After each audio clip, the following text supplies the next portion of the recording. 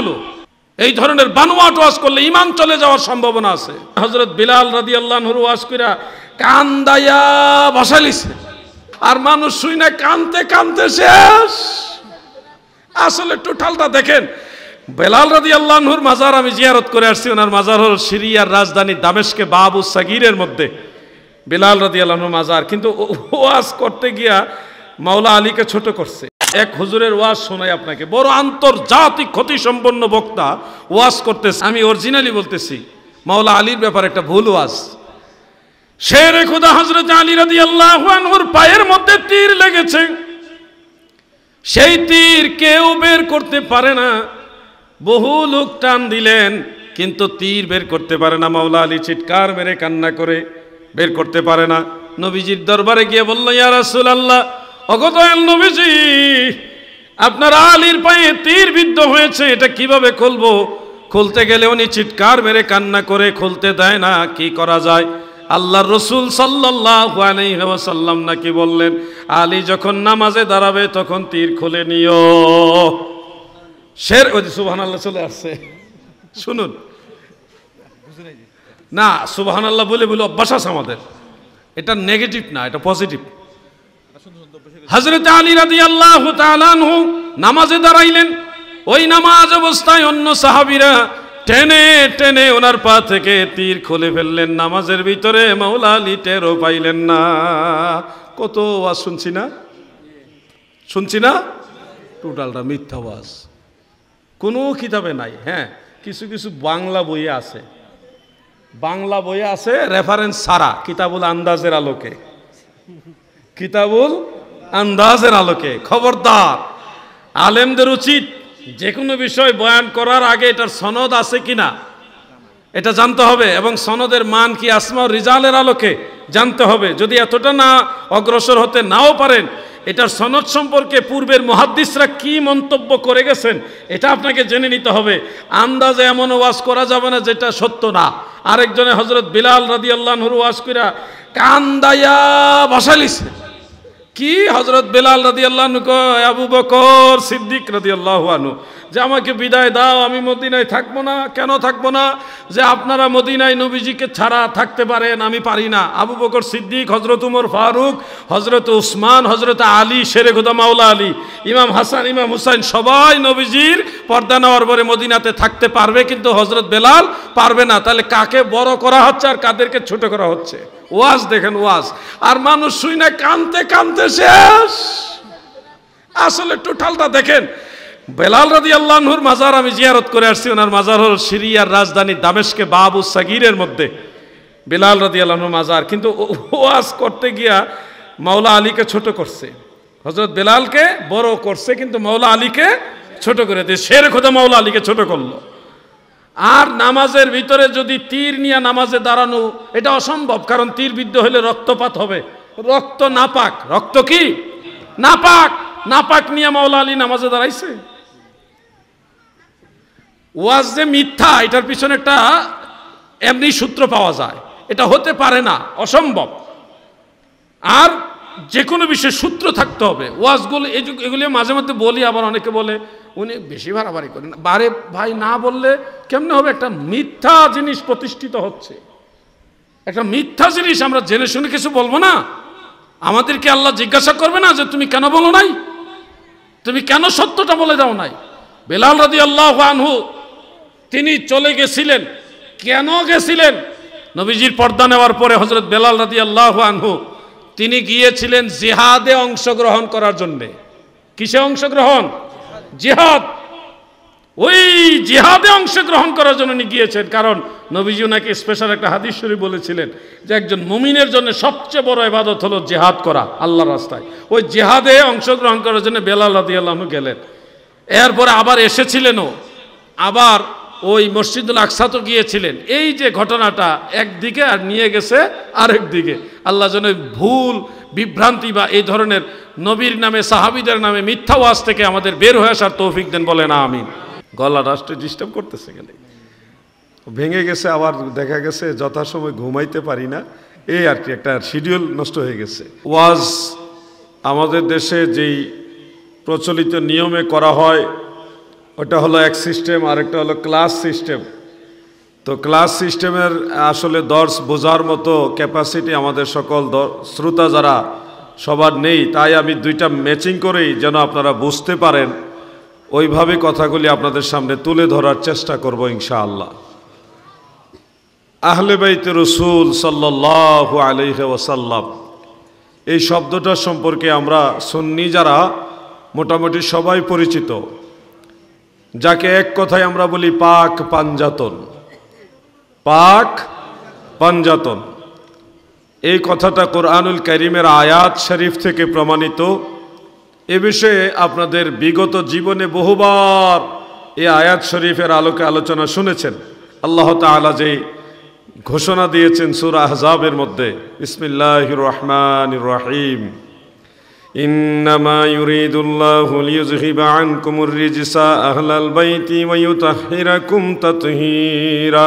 একেবারে কমন একটা আয়াত, সূরা আহজাবের 33 নম্বর আয়াত। এটা নিশ্চয়ই আল্লাহ তাআলা চান নবীজির আহলে বাইত যারা, তাদেরকে পবিত্র করার মতো পবিত্র করতে। তো এটা তো লৌহে মাহফুজের ঘোষণা, দুনিয়া সৃষ্টি করারও আগের ঘোষণা। তখন এই আসমান জমিন ছিল না। আসমান জমিন সৃষ্টি করার 50,000 বছর আগে আল্লাহ তাআলা এটা সিদ্ধান্ত নিয়েছেন যে নবীজির আহলে বাইত যারা, তাদেরকে পুত পবিত্র করবেন। তো এই যে জমিন আসমান সৃষ্টির 50,000 বছর আগে এই কথাটা ঘোষণা এসছে, এটা আবার সহিহ মুসলিমের মধ্যে উল্লেখ আছে। হযরত আব্দুল্লাহ ইবনে আমর রাদিয়াল্লাহু তাআলা আনহু থেকে বর্ণিত, তিনি বলেছেন যে ইন্না রাসূলুল্লাহি সাল্লাল্লাহু আলাইহি ওয়াসাল্লাম قال إن الله تعالى قدر المقادير قبل أن يخلق السماوات والأرض ب50,000 سنة وكان عرشه على الماء رواه মুসলিম। এই আসমান জমিন সৃষ্টি করার 50,000 বছর আগে আল্লাহ তাআলা তকদির সৃষ্টি করলেন, লৌহে মাহফুজের কলম সৃষ্টি করলেন। ওই সময় থেকে আল্লাহর সিদ্ধান্ত যে নবীর আহলে বাইত যারা, তাদেরকে পুত পবিত্র করার মতো পুত পবিত্র করবেন। এটা আল্লাহর ফায়সালা। এই জন্য আমরা সুন্নি যারা নবীজির নাম মুবারক উচ্চারণের সময় রসুলে পাক, এই পাক শব্দটা নবীজির বেলায় ব্যবহার করি, আহলে বাইতে রসুলের বেলায়ও ব্যবহার করি। ইমাম হাসান পাক, ইমাম হুসাইন পাক, অনেকে এটা বলে থাকেন। এটা কোরআনের আয়াত অনুযায়ী। নবীজির মহব্বত যদি আপনি বুঝেন, তাহলে নবীর আহলে বাইতের মহব্বত আপনাকে বুঝতে হবে। আহলে বাইতে রসুলের আরেকটা মাহাত্ম্য ইমাম আহমদ বিন হাম্বল রহমতুল্লাহ আলাইহি তিনার ফাদাইলুস সাহাবা সেই কিতাবের মধ্যে উল্লেখ রয়েছে। শেরে খুদা হযরত আলী রাদিয়াল্লাহু তাআলা আনহু সম্পর্কে প্রিয় নবীজির একখানা হাদিস শরীফ, সেখানে ইমাম আহমদ বিন হাম্বল রহমতুল্লাহ আলাইহি উল্লেখ করেছেন, যার রাবি হলেন হযরতে সালমান ফারসি রাদিয়াল্লাহু আনহু। সেখানে দয়াল নবীজি বলেন, কুন্না আনা ওয়া আলিয়্যুন নূরান বাইনা ইয়াদাইল্লাহি তাআলা আযযা ওয়া জাল্লা। আল্লাহ তাআলার দরবারে আমি এবং আলী, শেরে খোদা হযরত আলী, এই দুইজনে এক নূর হিসেবে আল্লাহর দরবারে ছিলাম। সুবহানাল্লাহ বলেন। কখন ছিলাম? হযরত আদমকে সৃষ্টি করার 14,000 বছর আগে। ইমাম আহমদ বিন হাম্বল এই কথাটা উল্লেখ করেছেন। এই জন্য অন্য হাদিসে এসছে আলিয়ুন মিন্নি ওয়া আনা মিনহু, আলী আমার থেকে, আমি আলী থেকে। শেরে খোদা হযরত আলীর রূহানি যে হালত, এটা নূরে মুহাম্মাদির একটা অংশ। এরপরে হযরত ইমাম হাসান, ইমাম হুসাইন রাদিয়াল্লাহু তাআলা আনহুমা, গলা রাষ্ট্রে ডিস্টার্ব করতেছে, গেলে ভেঙে গেছে, আবার দেখা গেছে যথাসময় ঘুমাইতে পারি না, এই আর কি, একটা শিডিউল নষ্ট হয়ে গেছে। তারপরও আসলে একটা দুরূদ শরীফ পড়ি, মনে হয় গলায় ডিস্টার্ব করে বলতেছে, দুরূদ শরীফ পড়ো। আল্লাহুম্মা সাল্লি আলা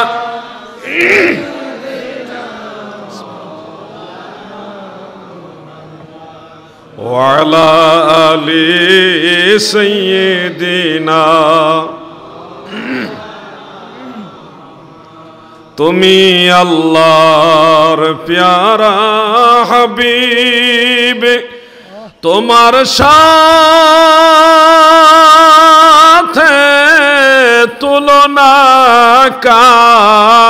আকার, তোমার মতো আরশ ভ্রমণ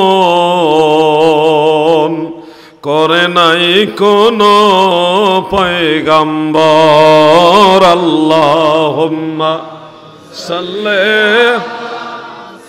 এটা একটু সাউন্ড বাড়াই দেন, কাছে না গেলে আওয়াজ যায় না কেন। মুহাম্মদ ওয়া আলা আলি সাইয়্যিদ।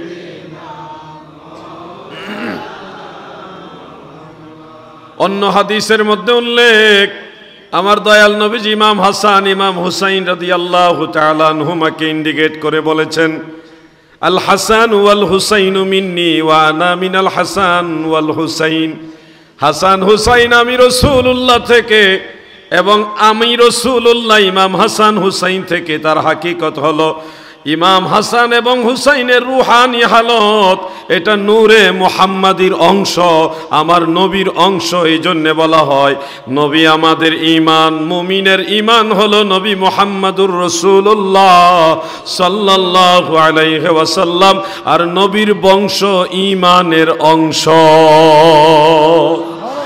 ঈমান ও মুহাব্বত আমার নবী মুস্তাফার গো, খাকে গলি মদিনার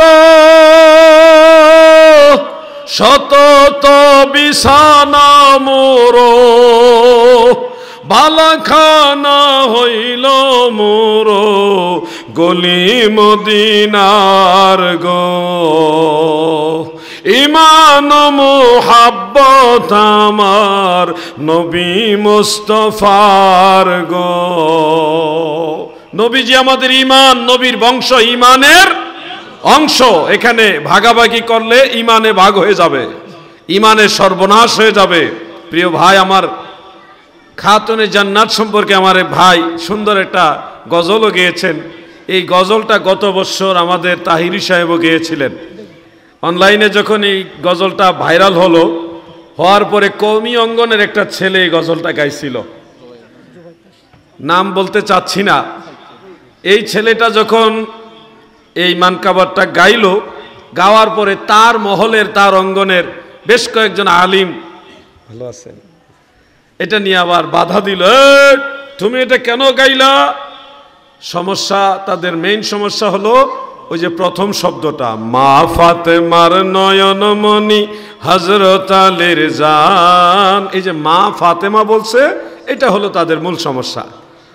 মা ফাতেমা এটা বেদাতিরা বলে, ভণ্ডরা বলে, সুন্নিরা বলে, আমরা এটা মা ফাতেমা বলবো না। এই হলো তাদের মুভমেন্ট, তাদের চিন্তাধারা। আসলে মা ফাতেমা কেন বলি, এটা নিয়ে ইতোমধ্যে অনেকবার ব্যাখ্যা দিয়েছি। আপনাদেরকে এই বিষয়টা আর একটু ক্লিয়ার করতে চাই, কারণ কলেজে, ইউনিভার্সিটিতে অথবা জেনারেল শিক্ষিত যারা যারা ব্যাংকে চাকরি করে, এই ধরনের জায়গায় যারা আছে, তারা এগুলি বলে মা ফাতেমা কেন বলবো, তিনি আমাদের মা হবেন কোন হিসেবে? নবীজির স্ত্রী আমাদের মা, তো নবীজির মেয়ে আবার মা হবে কোন হিসেবে? এই প্রশ্নটা ওনারা থ্রো করেন, যার কারণে আমাদের অনেক ভাইদের অনেক সময় একটা হেজিটেশনে ভুগতে হয়। তো কোরআনের আয়াতও আছে এরকম, আন্নাবিয়্যু আওলা বিল মুমিনিনা মিন আনফুসিহিম ওয়া আজওয়াজুহু উম্মাহাতুহুম। আমার আল্লাহ বলেন, আমার নবী মুমিনের জানের চেয়েও আরো বেশি নিকটে, আর নবীর স্ত্রীগণ মুমিনদের মা। তাফসিরে তাবারির মধ্যে উল্লেখ এবং তাফসিরে দুররে মানসুরের মধ্যে হাফেজ জালালউদ্দিন সুয়ুতি এই ব্যাপারে কয়েকটা রিওয়ায়াত কোট করেছেন। হযরত আব্দুল্লাহ ইবনে মাসউদ, হযরত আব্দুল্লাহ ইবনে আব্বাস রাদিয়াল্লাহু তাআলা আনহুমা, তিনারা দুইজন বর্ণনা করেছেন, আল্লাহর হাবিবের স্ত্রীগণ যদি আমাদের মা হয়, তাহলে ওয়াহুয়া আবুল্লাহুম, মুমিনদের বাবা হলেন মুহাম্মাদুর রাসূলুল্লাহ সাল্লাল্লাহু আলাইহি ওয়াসাল্লাম। হযরত ইব্রাহিম নবী আমাদের মুসলমানদের বাবা, মুসলিম জাতির পিতা হলেন হযরত ইব্রাহিম আলাইহিস সালাম। মিল্লাতা আবিকুম ইব্রাহিম হুয়া সাম্মাকুমুল মুসলিমিন। সমস্ত মুসলমানদের বাবা হলো ইব্রাহিম খলিলুল্লাহ, আর সমস্ত মানব জাতির বাবা হলো সাইয়্যিদুনা আবুল বাশার আদম আলাইহিস সালাম। এই হলো ওনারা।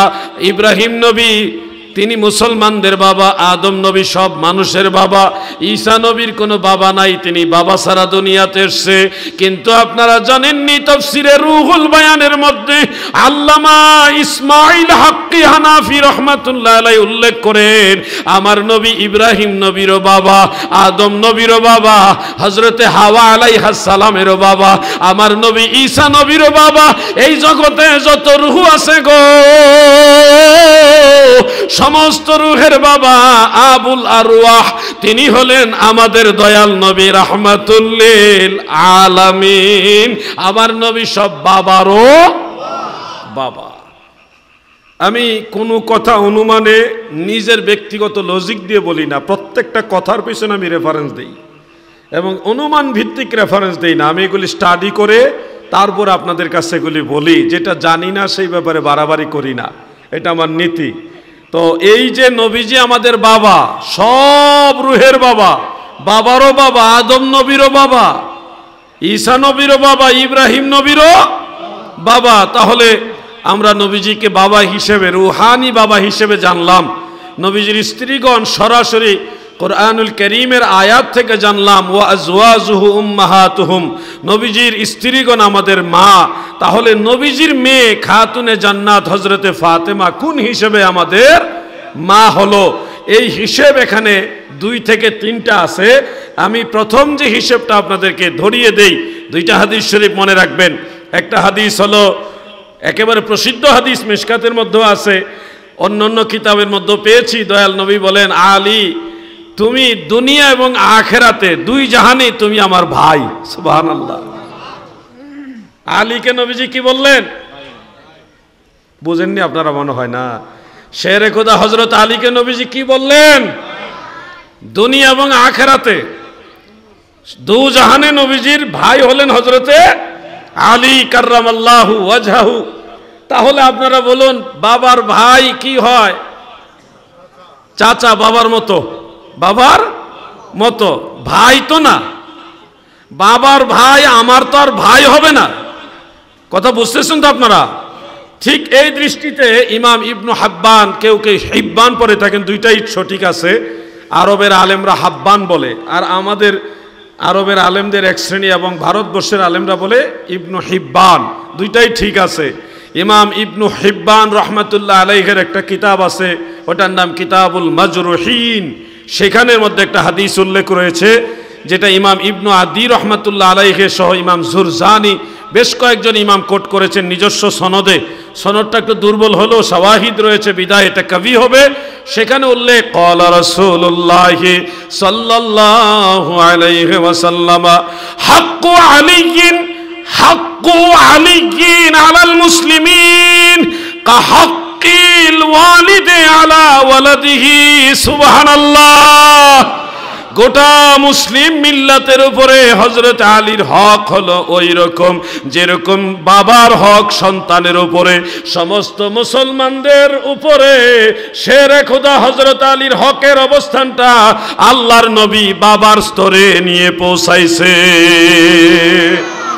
এই জন্যে বাবার, যিনি বাবার মতো সম্মানী, ওনার স্ত্রীকে আমরা মা ডাকবো, এটাই তো স্বাভাবিক। এই দৃষ্টিকোণগুলি মিলিয়ে নেবেন ভাই আমার। দ্বিতীয় পয়েন্টগুলা মনে রাখবেন। দ্বিতীয় পয়েন্ট হলো, সম্মানের দৃষ্টিতে যে মায়ের মতো সম্মানিতা নারী, মায়ের মতো সম্মানিতা মহিলা, এরকম মহিলাদেরকে, নারীদেরকে আপনারা মা ডাকতে পারবেন। এটা আমার দয়াল নবীজি নিজে শিক্ষা দিয়েছেন। যেমন ইমাম ইবনু আসাকির রহমাতুল্লাহ আলাইহি তারিখে মদিনা দামেস্ক এই কিতাবের মধ্যে উল্লেখ করেছেন। এটা 80 খণ্ডের কিতাব।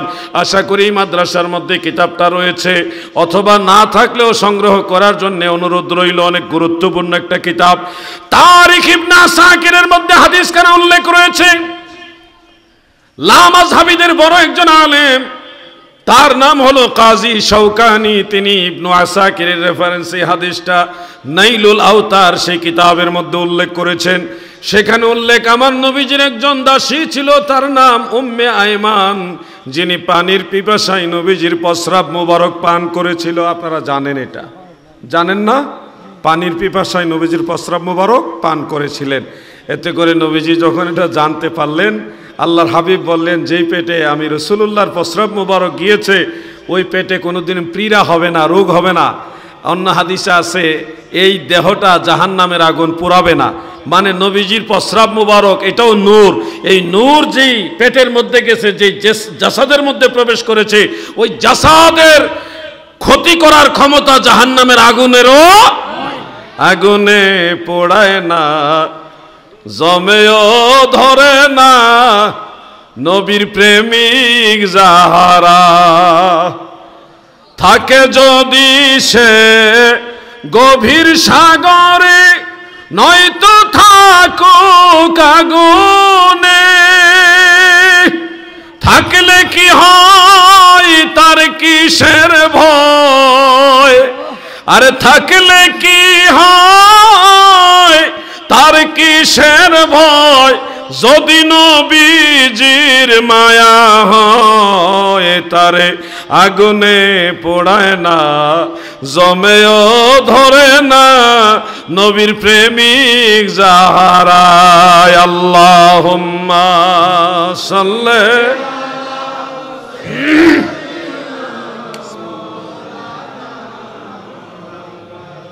ওয়ালা আলি সাইয়্যিদিনা। উম্মে আইমান দাসী মূলত মা আমেনার দাসী ছিলেন। তিনার ইন্তেকাল শরীফের পরেই নবীজির দাসী হয়েছেন। আমার নবীজির প্রস্রাব মুবারক তিনি পান করেছিলেন। এই উম্মে আইমানকে নবীজি মায়া করে মহব্বত করে বলতেন, আনতে উম্মি বাদা উম্মি, ওগো উম্মে আইমান, আমার মায়ের পরে আপনিও আমার একজন মা। সুবহানাল্লাহ। মা সরাসরি মা না, উনি কিন্তু নবীজির সরাসরি মা না, কিন্তু মায়ের মতো সম্মানিতা বিধায় নবীজি মা ডাকতেন। এরপরে আরেকজন মহিলা আছে, ওনার নাম হলো ফাতেমা বিনতে আসাদ, যিনি খাজা আবু তালিবের স্ত্রী ছিলেন। শের খোদা মাওলা আলী রাদিয়াল্লাহু আনহুর মা ছিলেন। শিশুকালে বাল্যকালে তিনি আমার নবীজিকে আদর যত্ন করেছিলেন, দেখাশোনা করেছিলেন। তো এই ফাতেমা বিনতে আসাদ তিনি যখন ইন্তেকাল করলেন, আল্লাহর হাবিব নিজে তার জানাজার নামাজ পড়াইছিলেন। ফাকাব্বারা আলাইহা আরবাআন, 4 তাকবীরে জানাজা পড়াইছিলেন। জানাজার পরে নবীজি দোয়া করেছেন এইভাবে, আল্লাহুম্মা গফিরলি উম্মি ফাতেমা বিনতে আসাদ, আল্লাহ আমার মা ফাতেমা বিনতে আসাদকে মাফ করে দেন। এই যে দোয়া করার ক্ষেত্রে নবীজি সম্বোধন করছেন উম্মি, আমার মা। তার মানে মায়ের মতো সম্মানিতা যারা, তাদেরকে মা বলা এটা নবীজির আদর্শ। খাতুনে জান্নাত হযরতে ফাতিমাতুজ জাহরা রাদিয়াল্লাহু তাআলা আনহা, তিনি শুধুমাত্র আমাদের মায়ের মতো নয়, জগতের সব মায়ের চাইতেও আরো বেশি দামি মা। ঠিক কিনা বলেন? এই জন্য বলা হয়, এই জন্য গজলের মধ্যে আমরা সুন্নিরা বলি, মা ফাতেমার নয়নমণি হযরত আলীর জান, মা ফাতেমার নয়নমণি ইমাম হুসাইন শহীদ কারবালার ময়দান। আহারে কারবালার ময়দান আপনারা তো নিজের চোখে দেখেন নাই, আমি নিজে দেখে আসছি। দিন রাত 24 ঘন্টা মানুষ ওখানে বসে ইমাম হুসাইনের জন্য কান্দে। এই দৃশ্য নিজের চোখে না দেখলে বুঝবেন না। কোনো রাত 2টা নাই, 3টা নাই, 4টা নাই, 5টা নাই, 24 ঘন্টা মানুষ ওখানে ভিড় করে থাকে আর কাঁদতেছে, বুকের মধ্যে এইভাবে থাবাইতেছে আর কাঁদতেছে, ইয়া হুসাইন ইয়া হুসাইন বলে কাঁদতেছে, লাব্বাইক ইয়া হুসাইন এভাবে কাঁদতেছে। আরো ব্যতিক্রম কিছু জিনিস দেখলাম ইরাকে, কারবালা শরীফের মধ্যে 2 পাশে প্রত্যেকটা দোকানে ফ্রি পানি বোতল, পানির বোতল ফ্রি। এগুলি এমনিতেই মানুষ বিনা পয়সায় খাইতে পারবে, এগুলো আলাদা করে রাখা। বিক্রির পানি আলাদা আর ফ্রি পানি আলাদা। এবং রাস্তার পাশে পাশে কুফায় দেখলাম এবং কারবালা শরীফের কয়েকটা জায়গাতে দেখলাম পানির নহর, ঠান্ডা পানি, প্রচণ্ড গরম কিন্তু ওই দেশগুলোতে, ঠান্ডা পানির নহর করে দেওয়া এবং সেখানে আরবিতে লেখা আছে পানি পান করুন এবং কারবালায় ইমাম হুসাইনের কথা স্মরণ করুন। এই পানির ব্যবস্থা, ফ্রি পানি এবং ফ্রি খাবার, বিরিয়ানি, খুব উন্নত মানের বিরিয়ানি রান্না করে মানুষকে ডাকতেছে। জাইরিন যারা জিয়ারত করনেওয়ালা তাদেরকে ডাকে, আমাদের এই খাবারটা নেন, এই খাবারটা নেন। খাবার নিলে অবশ্যই একটু পানিও দেয়। ওই পানি কারবালার পানি, এটা স্মরণ করে তারা। এই পানি আর খাবার ফ্রি। এই যে আহলে বাইত রাসূলের দরবারের এই শিক্ষাটা ওলি আল্লাহদের দরবারেও আছে। এই শিক্ষাটা কিন্তু ওলি আল্লাহদের দরবারে আসছে। আমরা কিন্তু মানুষকে খাওয়াই, প্রত্যেক ওলি আল্লাহর দরবারে তবরক হয়, সিন্নি হয়, হয় কিনা ভাই? ওহাবিরা আমাদের এই ব্যাপারে গালাগালি করে, টিটকারি করে, তিরস্কার করে যে সিন্নি খায়, আহলে সুন্নি নয়, না বলে আহলে সিন্নি বলে। ওই যে সিন্নি খাওয়াই দেখে মানুষকে বিভিন্ন ভাষায় তারা আমাদের ব্যঙ্গ করে। আমরা তো মানুষকে খাওয়াইয়া খুশি, আর তারা ব্যঙ্গাইয়া তিরস্কার করে খুশি। বলেন উত্তম কারা? যারা খাওয়ায় তারা উত্তম, না তিরস্কার যারা করে তারা উত্তম? কারা? আল্লাহ তো জ্ঞান দিয়েছে। এরা তো মনে করেন যারা বাতিল নজদি, তাদের তো আল্লাহ বিবেক একেবারে সলভ করে দিয়েছে, তারা বুঝে না, অনেক জিনিস অনুধাবন করে না। আল্লাহর ওলিদের দরবারে দরবারে আমি দেখেছি তারা নিজেরা না খেয়ে ভক্ত মুরিদানদেরকে খাবারের ব্যবস্থা করে রাখে। সবাই খাওয়ার পরে তখন আল্লাহর ওলিরা খায়। এইটা হলো দয়াল নবীজির আহলে বাইতের আদর্শ, যা এখনো আছে। নাজাফ শরীফের মধ্যে যেখানে মাওলা আলী শাহিত আছেন, সেখানেও মানুষকে ফ্রি খাবার দিতেছে। কুফায় মাওলা আলীর মসজিদ, যেখানে উনি শাহাদাত বরণ করেছিলেন, ওখানেও দেখলাম দুই পাশে পানি ফ্রি, আর বিশাল বড় বড় ডেক দিয়ে তবরক রান্না করে খাওয়ায়। কিন্তু ওয়াহাবিদের গোডাউন যেখানে আছে, ওইখানে গিয়ে দেখবেন কোনো খাওন নাই, ওখানে কোনো খাওন নাই, বরং জায়গা জায়গা বাক্স দিয়ে রাখছে, বড় বড় দান বাক্স। হ্যাঁ, দান করে যান, দান করে যান। বেহেশতের টিকিট বিক্রি করতেছে। ফরিদপুর এক মাহফিলে আমি যাচ্ছিলাম, যাওয়ার পথে আরেকটা মাহফিল দেখলাম, তো হাতে সময় ছিল, যার জন্য আমি একটু দাঁড়াইলাম, ভাবলাম একটু ওয়াজ শুনে যাই। গাড়ি দাঁড়া করাইয়া ওয়াজ শুনতেছি। এমন এক টাইমে দাঁড়াইছি যেই টাইমে উনি জান্নাত বিক্রি করতেছে এবং বলতেছে, কেউ যদি আজকের এই মাহফিলে 10,000 টাকা দান করেন, সে নিশ্চিত জান্নাতুল ফেরদৌসে যেতে পারবেন। 10,000 10,000 কে দিবেন? 10,000 এইভাবে বলতেছে।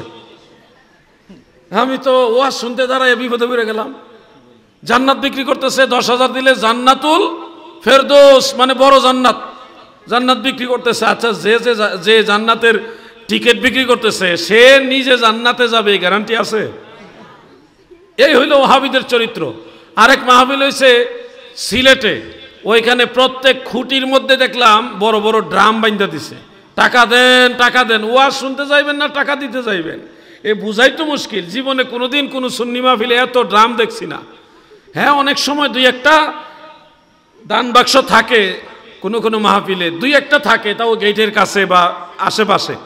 কিন্তু এত ড্রাম, টাকা কালেকশনের এত ড্রাম জীবনে আমি জন্মের পরে দেখি নাই। এরাই আবার আমাদেরকে, মানুষকে সিন্নি খাওয়াই, তবরক খাওয়াই, জিলাপি খাওয়াই, বিরিয়ানি খাওয়াই, খিচুড়ি খাওয়াই। এই কারণে আমাদেরকে ব্যঙ্গ করে আহলে সিন্নি। আরে যারা মানুষকে খাওয়ায় তারাই তো নবীর আদর্শের মধ্যে আছে। যারা মানুষের পকেট কেটে খায় এরা ইয়াজিদের চরিত্রের মধ্যে আছে। ঠিক কিনা বলে? আপনাদের এগুলি বুঝতে হবে, সিদ্ধান্ত নিতে হবে। যদি সিদ্ধান্ত না দেন আমাদের কোনো লস নাই, আপনারা ক্ষতিগ্রস্ত হবেন। বাবা, তুমি তো সুলতান সুলেমান খা। আচ্ছা, মানুষ চিন্তা করা যায় না। এই যে আমাদের যাক, এগুলো করলে আবার আর কথা অন্যদিকে যাইতে পারে। তবে কোনো মজলিসে আপনারা পায়ের উপরে পা তুলে বসবেন না, এবং কোনো মজলিসের আদব হলো, মজলিসে বসলে নর্মালি বসলে এইভাবে নাচাবেন না, এটা মজলিসের আদব। এগুলি খেয়াল করতে হবে। তা আমিও এক সময় ভুল করেছি। আমার উস্তাদ আল্লামা মুফতি আবু নাসের জেহাদি সাহেব আমাকে বলছে, আলাউদ্দিন, পা লড়াইবা না, মজলিসের আদবের খেলাফ, ওখানে পা নাড়াবে না, এইভাবে পা নাড়াবে না। আর পায়ের উপর পা তোলা তো প্রশ্নই আসে না, মনোযোগ দিয়ে বসতে হবে। এগুলি আমাকে হাতে কলমে একেবারে হুজুর আমাকে ফিজিক্যালি শিক্ষা দিয়েছেন, আমরা শিখেছি। এখনও অনেক ভুল করি, হুজুর শিক্ষা দেয়। ভুলেই তো মানুষের জীবন, এরপরে শিক্ষা নিতে হবে। আল্লাহ আমাদের সবাইকে জানার বোঝার তৌফিক দেন, বলেন আমিন। সবাই বলেন আমিন। আমরা আমাদের মুরব্বীদের সামনে কখনো চেয়ারে বসিনি, এখনও না। যেখানে আমার আব্বাজান বসে এখানে আমি চেয়ারে বসি না, এখনও সে আদব রক্ষা করি। উঠে যাই তখন, যখন বিশেষ কোনো জরুরত থাকে, তখন আব্বাজান যখন বলে যে বসো, দরকার আছে, তখন বসি বাধ্য। কিন্তু এমনিতে এখনও বাপ চাচা যারা আছে তাদের কাছে আমরা চেয়ারে বসি না, দাঁড়াই থাকি পাশে। আর উস্তাদ যারা আছে, আমার মাদ্রাসায়, যে মাদ্রাসা আমি দাখিল পাস করেছিলাম, ওই মাদ্রাসায় আমাকে দাওয়াত করে নিয়েছিল গত 1-1.5 বছর আগে। নেওয়ার পরে এখন মঞ্চে যারা আছে ম্যাক্সিমাম হলো আমার উস্তাদ, সবাই নাই, কয়েকজন আছে এখানে। আবার উস্তাদ না হইলেও যারা আমার ছাত্র জীবনে আমাকে আদর যত্ন করেছে এরকম মুরব্বীরা সেখানে উপস্থিত। তো পুরো মাহফিলটা আমি দাঁড়ায়া দাঁড়ায়া করছি। একটু সময় শুধু বসছিলাম, যখন দেখছি সব উস্তাদরা নাইমে গেছে, আমি বসি না দেখা উস্তাদরা মঞ্চে থেকে নেমে গেছে, তখন একটু বসছিলাম। আবার একজন উস্তাদ আসছে, দাঁড়ায় গেছে। এগুলি আমাদের ব্যক্তিগত আদব, এটা জরুরি, ফরজ ওয়াজিব না। আপনি বসে ওয়াজ করলে কবিরা গুনাহ হবে, সগীরা গুনাহ হবে, ওরকমও না। এটা একটা আদব, অন্তর থেকে আদব করলে, উস্তাদকে সম্মান করলে আপনার সিনার ভিতরে আল্লাহ তাআলা নূর ঢেলে দিবে। ইলম কিতাবের মধ্যে থাকে না রে বোকা, ইলম থাকে উস্তাদের সিনার ভিতরে। তুমি যত উস্তাদকে তাজিম করবা, তাকরীম করবা, সম্মান করবা, ততই আল্লাহ তোমার ভবিষ্যৎ উজালা করবে। ছাত্র ভাইয়েরা বেজার হবেন না, যে সকল ছাত্ররা উস্তাদের হাতের বেতের বাড়ি বেশি খাইছেন, এই ছাত্ররাই কিন্তু ভবিষ্যতে বড় বড় অফিসার, সচিব, বড় বড় মন্ত্রী, মিনিস্টার, এরকম বড় বড় দপ্তর, সম্মানের জায়গাগুলিতে যাইতে পারছে। আমি কিছুদিন আগেও সোশ্যাল মিডিয়াতে দেখলাম বেশ ৮-১০ জন মিডল বয়সের মানুষ, যাদের বয়স 40-50 হয়ে গেছে, এরকম লোক, তারা একসাথে হয়ে একজন বৃদ্ধা মহিলার হাতে একটা জালি বেত চিনেন? বেত লাঠি চিনেন না? চিকন লাঠি, চিকন একটা লাঠি একজন বৃদ্ধা মহিলার হাতে দিয়ে তারা বলতেছে পিটান, আমাদেরকে মারেন। তো মহিলা কি করতেছে, আদর করে করে আস্তে আস্তে ছেলেদের হাতের মধ্যে বেত দিয়ে এইভাবে বাড়ি দিচ্ছে, পিটা দিচ্ছে। অর্থাৎ বোঝাচ্ছে যে আপনি আমাদেরকে পিটাইয়া পড়াইছেন বিদায় আমাদের আজকে তকদির খুলছে, নসিব ভালো হয়েছে। এই জন্য উস্তাদের সাথে বেয়াদবি নয়, উস্তাদের সম্মান করো, উস্তাদকে তাজিম করো। উস্তাদ যদি শাসনা করে সেটা নিয়ামত হিসেবে নাও। আর এখনকার যুগের আমাদের যারা এই প্রজন্ম আছে, আমরা দেখেছি তারা উস্তাদের গলায় জুতার মালা পর্যন্ত পরাইছে, কোথায় গিয়ে পৌঁছাইছে। এ তো বেজার হবেন আপনারা, আমি জানি, কিন্তু এটা তো উচিত ছিল না। রাজনীতির জায়গায় থাকবে, কিন্তু উস্তাদ শাগরিদের যে পরিচয়, এটা সকল রাজনীতির ঊর্ধ্বে। আমার উস্তাদ সে যেই দলে করুক বা না করুক, উস্তাদকে উস্তাদের নজরে দেখতে হবে, ঠিক কিনা বলেন? আমার এইগুলি আমার খেয়াল রাখতে হবে। আর যদি মনে করেন উস্তাদের সাথে বেয়াদবি করে আপনি অনেক বড় কিছু হবেন, ভুল মনে করলেন। আল্লাহ যেন সঠিকটা বুঝার তৌফিক সবাইকে দান করেন, বলেন আমিন। লা ইলাহা পড়ুন, লা ইলাহা মহব্বতে, লা জোরে পড়ো নাকি? তোমরা বিরুদ্ধে ওয়াজ গেছে নাকি? লা ইলাহা, এই সুলাইমান খা জোরে পড়ো, লা ইলাহা ইল্লাল্লাহ, লা ইলাহা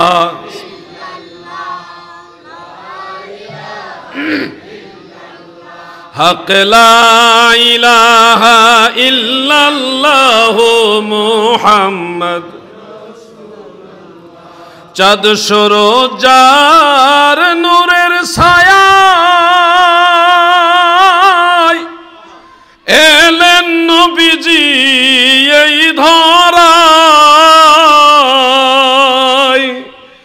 গর্বে মত্ত এই জাহান পড়ুন কালিমা মুসলমান, লা ইলাহা মাশাআল্লাহ, লা ইলাহা মারহাবা, লা ইলাহা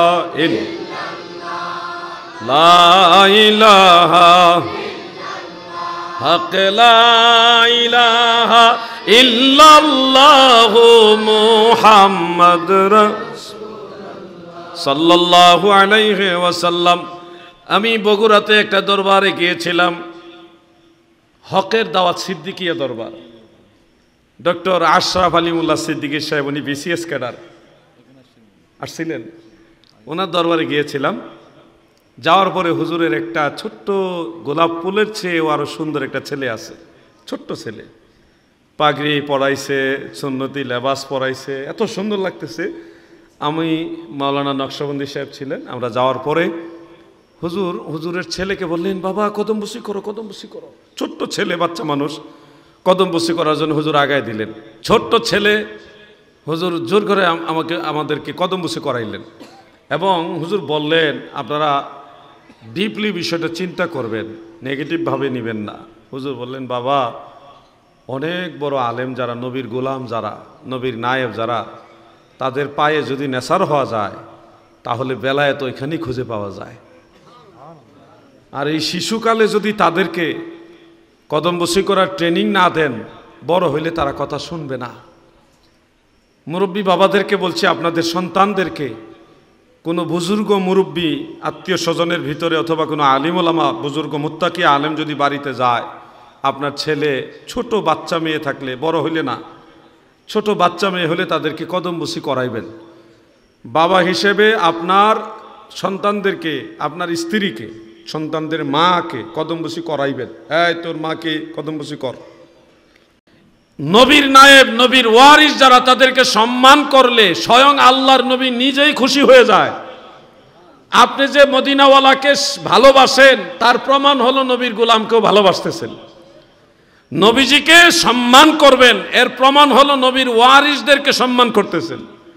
নবীর ওয়ারিসদেরকে সম্মান করেন না আর ভাবতেছেন যে আমি নবীজিকে অনেক বেশি ভালোবাসি, এই দাবিটা শেষ পর্যন্ত টিকবে কিনা সন্দেহ আছে। এজন্য আলেমদেরকে সম্মান করতে হবে। শোনো হে ভাই আমার, সেই ফিলিস্তিনে মসজিদুল আকসায় আমি গুনাহগার কিছুদিন আগেও গিয়ে আসছি। মসজিদুল আকসা থেকে সামান্য একটু দূরে একটা শহরের নাম হলো হেব্রন।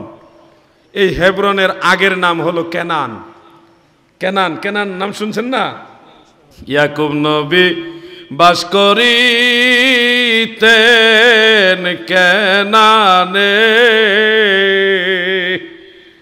সবার চেয়ে ভালোবাসতেন ইউসুফকে। এই গজলগুলো এখন নাই। সেই ইয়াকুব নবীর গ্রাম, ওটা হলো কেনান, ওইখানেই ইউসুফ নবীর জন্ম।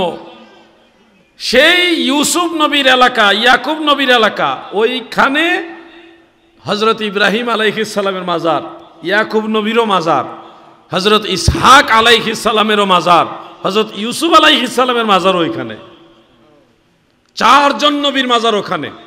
ইব্রাহিম আলাইহিস সালামের স্ত্রী বিবি হাজেরা, তিনি তো চলে গেছেন কাবা ঘরে। আর বিবি সায়রা, উনার মাজার হলো ওখানে হেব্রনে, কেনানে। আর বিবি হাজেরার মাজার কোথায় জানেন আপনারা? না জানলেও অসুবিধা নেই, শরমের কিছু না, আমিও জানতাম না, এখন আল্লাহ পাকের জানছি। নবীজির হজরত ইব্রাহিম আলাইহিস সালামের স্ত্রী বিবি হাজেরার মাজার হলো কাবা ঘরের একেবারে কাবা ঘরের সাথে, মাতাফের ভিতরে, যেখানে হাজী সাহেবরা তাওয়াফ করেন। এই মাতাফের মধ্যে ইসমাইল আলাইহিস সালামের মাজার একেবারে কাবা ঘরের সাথে লাগানো। বিবি হাজেরার মাজার সহ আরো বেশ কয়েকজনের মাজার আছে ওইখানে। ওইখানে আছেন, এখন কোনো মাজারের বা কবরের চিহ্ন নাই। তো বলবেন তাহলে ওনাদের মাজারের উপর দিয়ে আমরা যে হাঁটতেছি, এটা বিধান হয়ে গেছে। আল্লাহর হাবিব রসুল করিম সাল্লাল্লাহু আলাইহি ওয়াসাল্লাম এটা আগের থেকে এটা বৈধ, নবীজিও এটা করেছেন, এটা বিধান হয়ে গেছে। আর ইসমাইল নবী, বিবি হাজেরা আলাইহিস সালাম, তিনারা ওখানে শায়িত থাকলেও তিনারা পছন্দ করে আল্লাহর মেহমান যারা, দুয়ুফুর রহমান যারা, আল্লাহর মেহমানদের এই তাওয়াফে তারা খুশি হয়, তারা ওখানে বেজার হয় না। সুবহানাল্লাহ বলে। এখানে বিষয়টা আলাদা, ওনারা ওইভাবেই পছন্দ করছে, আল্লাহ ওইভাবেই ওনাদেরকে কবুল করে নিয়েছেন। এখানে নারাজির কিছু নাই। এমনিতে আবার সব মাজারের উপরে হাঁটাহাঁটি শুরু করে দিয়েন না। কোনো কবরস্থানে জুতা পায়ে দিয়ে যাওয়া উচিত না, খালি পায়ে কবর জিয়ারত করা মুস্তাহাব। এই মাসালাগুলি মনে রাখবেন। আমরা যখন মাজারে যাই, দরবারে যাই, বিভিন্ন আল্লাহর ওলিদের জিয়ারতে যাই, মাজারের কাছাকাছি গেলে জুতা খুলে ফেলি, খালি পায়ে ওখানে যাই, কারণ এটা একটা পবিত্র জায়গা। আর কবর জিয়ারতের একটা সুন্নত তরিকা হলো খালি পায়ে জিয়ারত করা। সহিহ মুসলিমের মধ্যে উল্লেখ আছে, প্রত্যেক দিন রাতে আল্লাহর রসুল সাল্লাল্লাহু আলাইহি ওয়াসাল্লাম জান্নাতুল বাকি কবরস্থান জিয়ারত করতেন। সেই সময় খালাআন আলাইহি, নবীজির কদম মুবারক থেকে জুতা মুবারক খুলে খালি পায়ে নবীজি জান্নাতুল বাকি জিয়ারত করতেন। এই জন্য যে কোনো অলিয়া উলিয়া বা কোনো মুমিন মুসলমানের কবরস্থান মাজার জিয়ারত করার সময় খালি পায়ে জিয়ারত করবেন। আল্লাহ পাক তৌফিক দিয়েছে, আমি সেই তুর পাহাড়ও গিয়েছি। তুর পাহাড়ে যখন মুসা আলাইহিস সালাম উঠেন ওই তাওরাত কিতাবের জন্যে, 30 দিনের নিয়ত করে গেছিলেন, 30 দিন চিল্লা দিবেন, পরে 40 দিন চিল্লা দেওয়া লাগছে তুর পাহাড়ের উপরে। এটা কিন্তু পড়ছে মিশরে, সিনাই উপত্যকায়। আমি সেখানেও গিয়েছি, আলহামদুলিল্লাহ। একটা পাথর নিয়ে আসছি তুর পাহাড় থেকে। এই পাথরটা ওই যে মুসা আলাইহিস সালাম ওই সময়ে যে নূরের ঝলক পড়ছিল, সেই নূরের দাগ রেখা এইভাবে আঁকা বাঁকা সুন্দর সাদা সাদা রেখা এখনো সেই পাথরের ভিতরে আছে। সেই রেখা সম্পৃক্ত সেই পাথরটা আমি খুব যত্ন করে নিয়ে আসছি। সেই পাহাড়ের উপরে হযরতে মুসা কালিমুল্লাহ আলাইহিস সালাম যখন উঠেন, আমার আল্লাহ তাআলা বলেছেন ফাখলা নালাইকা, মুসা নবী গো তুমি তোমার জুতা খুলো, খালি পায়ে ওঠো, খালি পায়ে তুমি এই তো তোর পাহাড়ে ওঠো, কারণ এটা একটা পবিত্র উপত্যকা। পবিত্র জায়গায় গেলে জুতা খুলে যেতে হবে। মুসা নবীকে এই শিক্ষা দিচ্ছেন স্বয়ং আল্লাহ। তুর পাহাড় থেকে আমি 2টা পাথর আনছি, 2টা পাথরে নিয়ে আসছি। একটার মধ্যে নূরের রেখাগুলি আছে। এটা কাছে গেলে কোনো আতর দেই নাই আমি, ওয়াল্লাহি কোনো আতর দেইনি, কিন্তু এটার কাছে গেলে আলাদা একটা সুঘ্রাণ পাওয়া যায়। এখনো আজ থেকে না হয় 5-6 হাজার বছর বা আরো বেশি বছর আগের ঘটনা এটা। সেই নূরের ঝলকের দাগ এখনো আছে, এখনো সুঘ্রাণ। 2টা পাথর নিয়ে আসছি। ও দাদু আমার, ভাই আমার, বন্ধুরা আমার, এগুলি আমাদের ভক্তির বিষয়। আমরা এগুলির ইবাদত করার জন্য আনিনি, এগুলির মাধ্যমে বরকত হাসিল করি। বরকত হাসিল করার বিধান ইসলামে আছে। আসহাবে কাহাফের গুহা হলো জর্ডানে, জর্ডানের রাজধানী আম্মান থেকে সামান্য একটু দূরেই হলো আসহাবে কাহাফের গুহা। সেই গুহার মধ্যে 7 জন আল্লাহর ওলির মাজার আছে, এখনো সেই মাজারগুলো আছে। এবং সেই মাজারের সাথে কুকুরের কিতমির নামক যে কুকুর ছিল সেটারও সমাধি আছে। তো এই আসহাবে কাহাফের গুহা সম্পর্কে একটা ঘটনা আছে। বরকত হাসিলের কথাটা বলছি এই কারণে এই কথাটা নিয়ে আসলাম। তফসিরে মাজহারি, তফসিরে রুহুল বায়ান এবং তফসিরে সিরাজুম মুনির, এই 3টা কিতাবের মধ্যে উল্লেখ, মুসলমানরা যখন তৎকালীন, এদিকে তাকাও যুবকরা, এদিকে তাকাও, মনোযোগ দাও। যখন আসহাবে কাহাফের আউলিয়ারা ইন্তেকাল হয়ে গেলেন, ঘুম থেকে জাগ্রত হইলেন, তারপর ওই বিশাল ঘটনা ঘটলো, ওনারা পরিচয় হয়ে গেল, তখন আবার ওনারা ওখানে ঘুমিয়ে গেলেন, আবার ওই অবস্থায় ইন্তেকাল হয়ে গেলেন। কেউ কেউ বলেন ওনারা এভাবেই চলে গেছেন, আল্লাহ তাআলা ভালো জানেন, তবে ওনারা ইন্তেকাল করেছেন, এটাই গ্রহণযোগ্য মত। তো তিনারা ওখানে ইন্তেকাল করার পরে মুসলমানরা চিন্তা করলো আমরা এখানে কি করব। কেউ কেউ বলতেছে এই করব সেই করব, বিভিন্ন প্রস্তাব। তো মুসলমানদের মাঝে একটা প্রস্তাব আসতো, লানাত্তাখিজান্না আলাইহিম মাসজিদা, সূরা কাহাফের মধ্যে কথাটা আছে, আমরা এখানে মসজিদ নির্মাণ করব। এখনো সেই মসজিদ আছে, আলহামদুলিল্লাহ আমরা সেই মসজিদে প্রবেশ করেছি এবং সেখানে দাঁড়াইয়া সবাই কিয়াম করে আসছি, মিলাদ কিয়াম করে আসছি সবাই। তো এই মসজিদটা কেন বানালেন, এই মসজিদের ফায়দা কি, এই ফায়দা সম্পর্কে মুফাসসিরিনে কেরাম লিখতেছেন, ইউসাল্লি ফীহিল মুসলিমুনা ওয়া ইয়াতাবাররাকুনা বিমাকানিহিম, মুসলমানেরা এখানে নামাজ আদায় করবে, ওয়া ইয়াতাবাররাকুনা বিমাকানিহিম, আল্লাহর ওলিদের এই মাকাম, এই মাজার, এই বরকতময় জায়গার উসিলায় মুমিন মুসলমানের আল্লাহর রহমত এবং বরকত হাসিল করবে। এই জন্য সেখানে মসজিদ বানানো হয়েছে। এই জন্য মাজার কেন্দ্রিক মসজিদ, মসজিদ কেন্দ্রিক মাজার না, এটা হলো মাজার কেন্দ্রিক মসজিদ। আমি দেখেছি ইব্রাহিম আলাইহিস সালাম, ইসহাক আলাইহিস সালাম, ইয়াকুব আলাইহিস সালাম, ইউসুফ আলাইহিস সালাম, ওনাদের মাজার যেখানে, ওই মাজার কেন্দ্র করে বিশাল বড় মসজিদ, মাজার কেন্দ্রিক মসজিদ।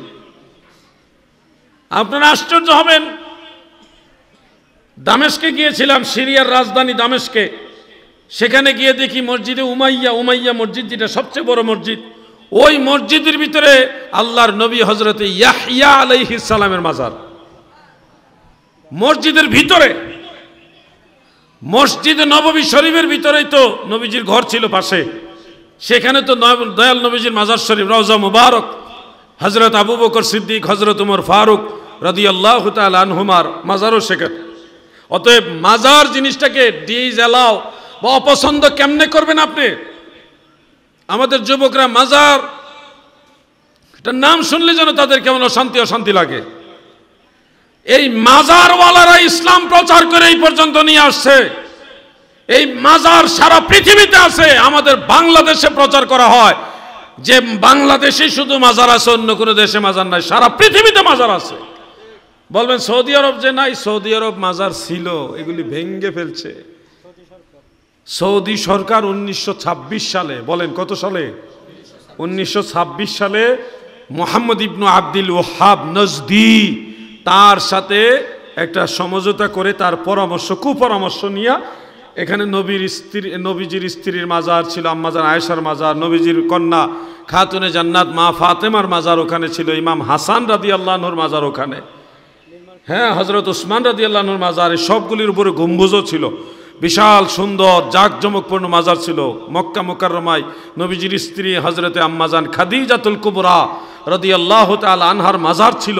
এই সবগুলো ভেঙ্গে চাইল এই ওহাবিরা। ভাঙ্গার পরে এখন কয় দেখছেন সৌদি আরব মাজার নাই।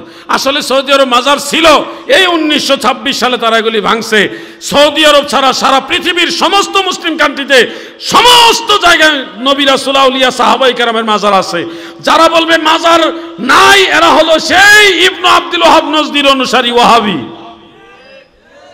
আর মাজার আছে, দেখেন খেয়াল করেন, নমরুদের মাজার আপনি পাবেন না, ফেরাউনের মাজার নাই, কারুনের মাজার নাই, আবু জাহাল আবু লাহাবের মাজার নাই, ইয়াজিদের মাজার নাই, আমার নবীর দুশমন যারা তাদের মাজার নাই, কিন্তু নবীদের মাজার আছে, সাহাবীদের মাজার আছে, আহলে বাইতে রাসূলের মাজার আছে, ইমাম হুসাইনের মাজার আছে। ঠিক কিনা বলেন?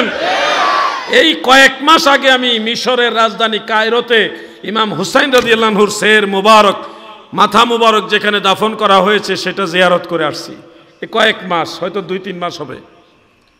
আমি যখন রওজা মুবারকে ঢুকলাম, ইমাম হুসাইন পাকের মাজার শরীফে ঢুকলাম, আমার সাথে আরও বেশ কয়েকজন আলেম ছিল।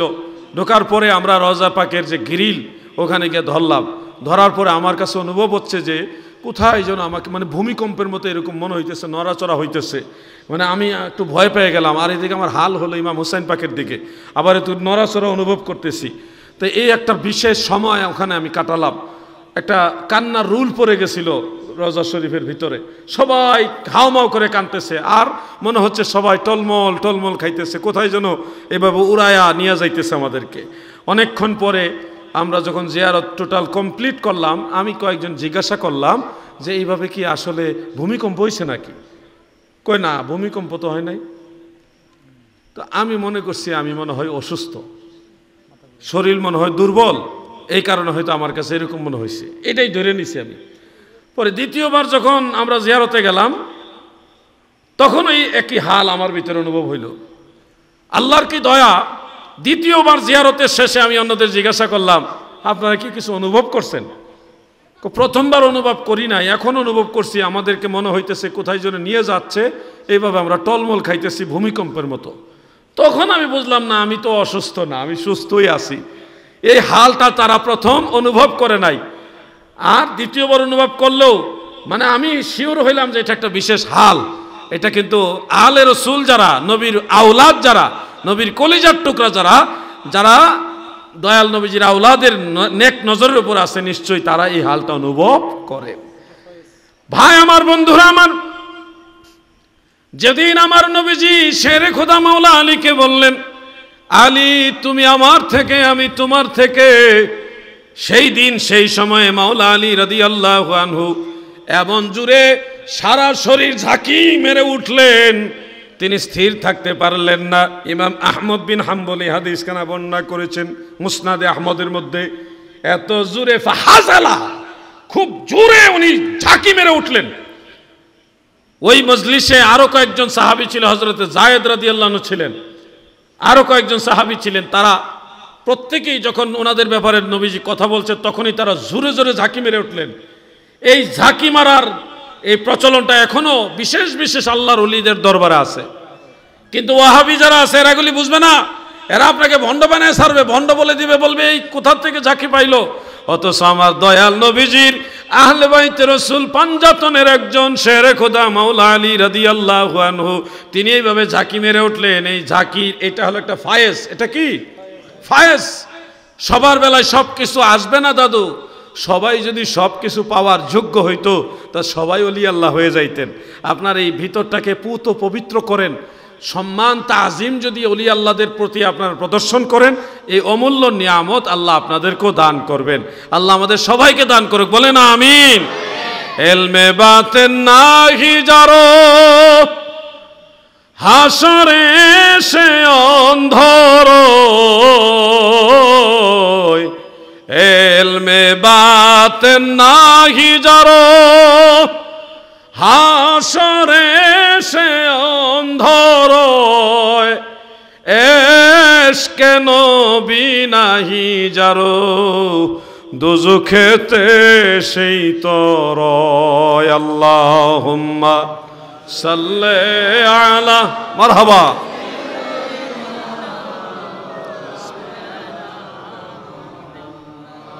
ওয়া আলা আলি মাওলানা।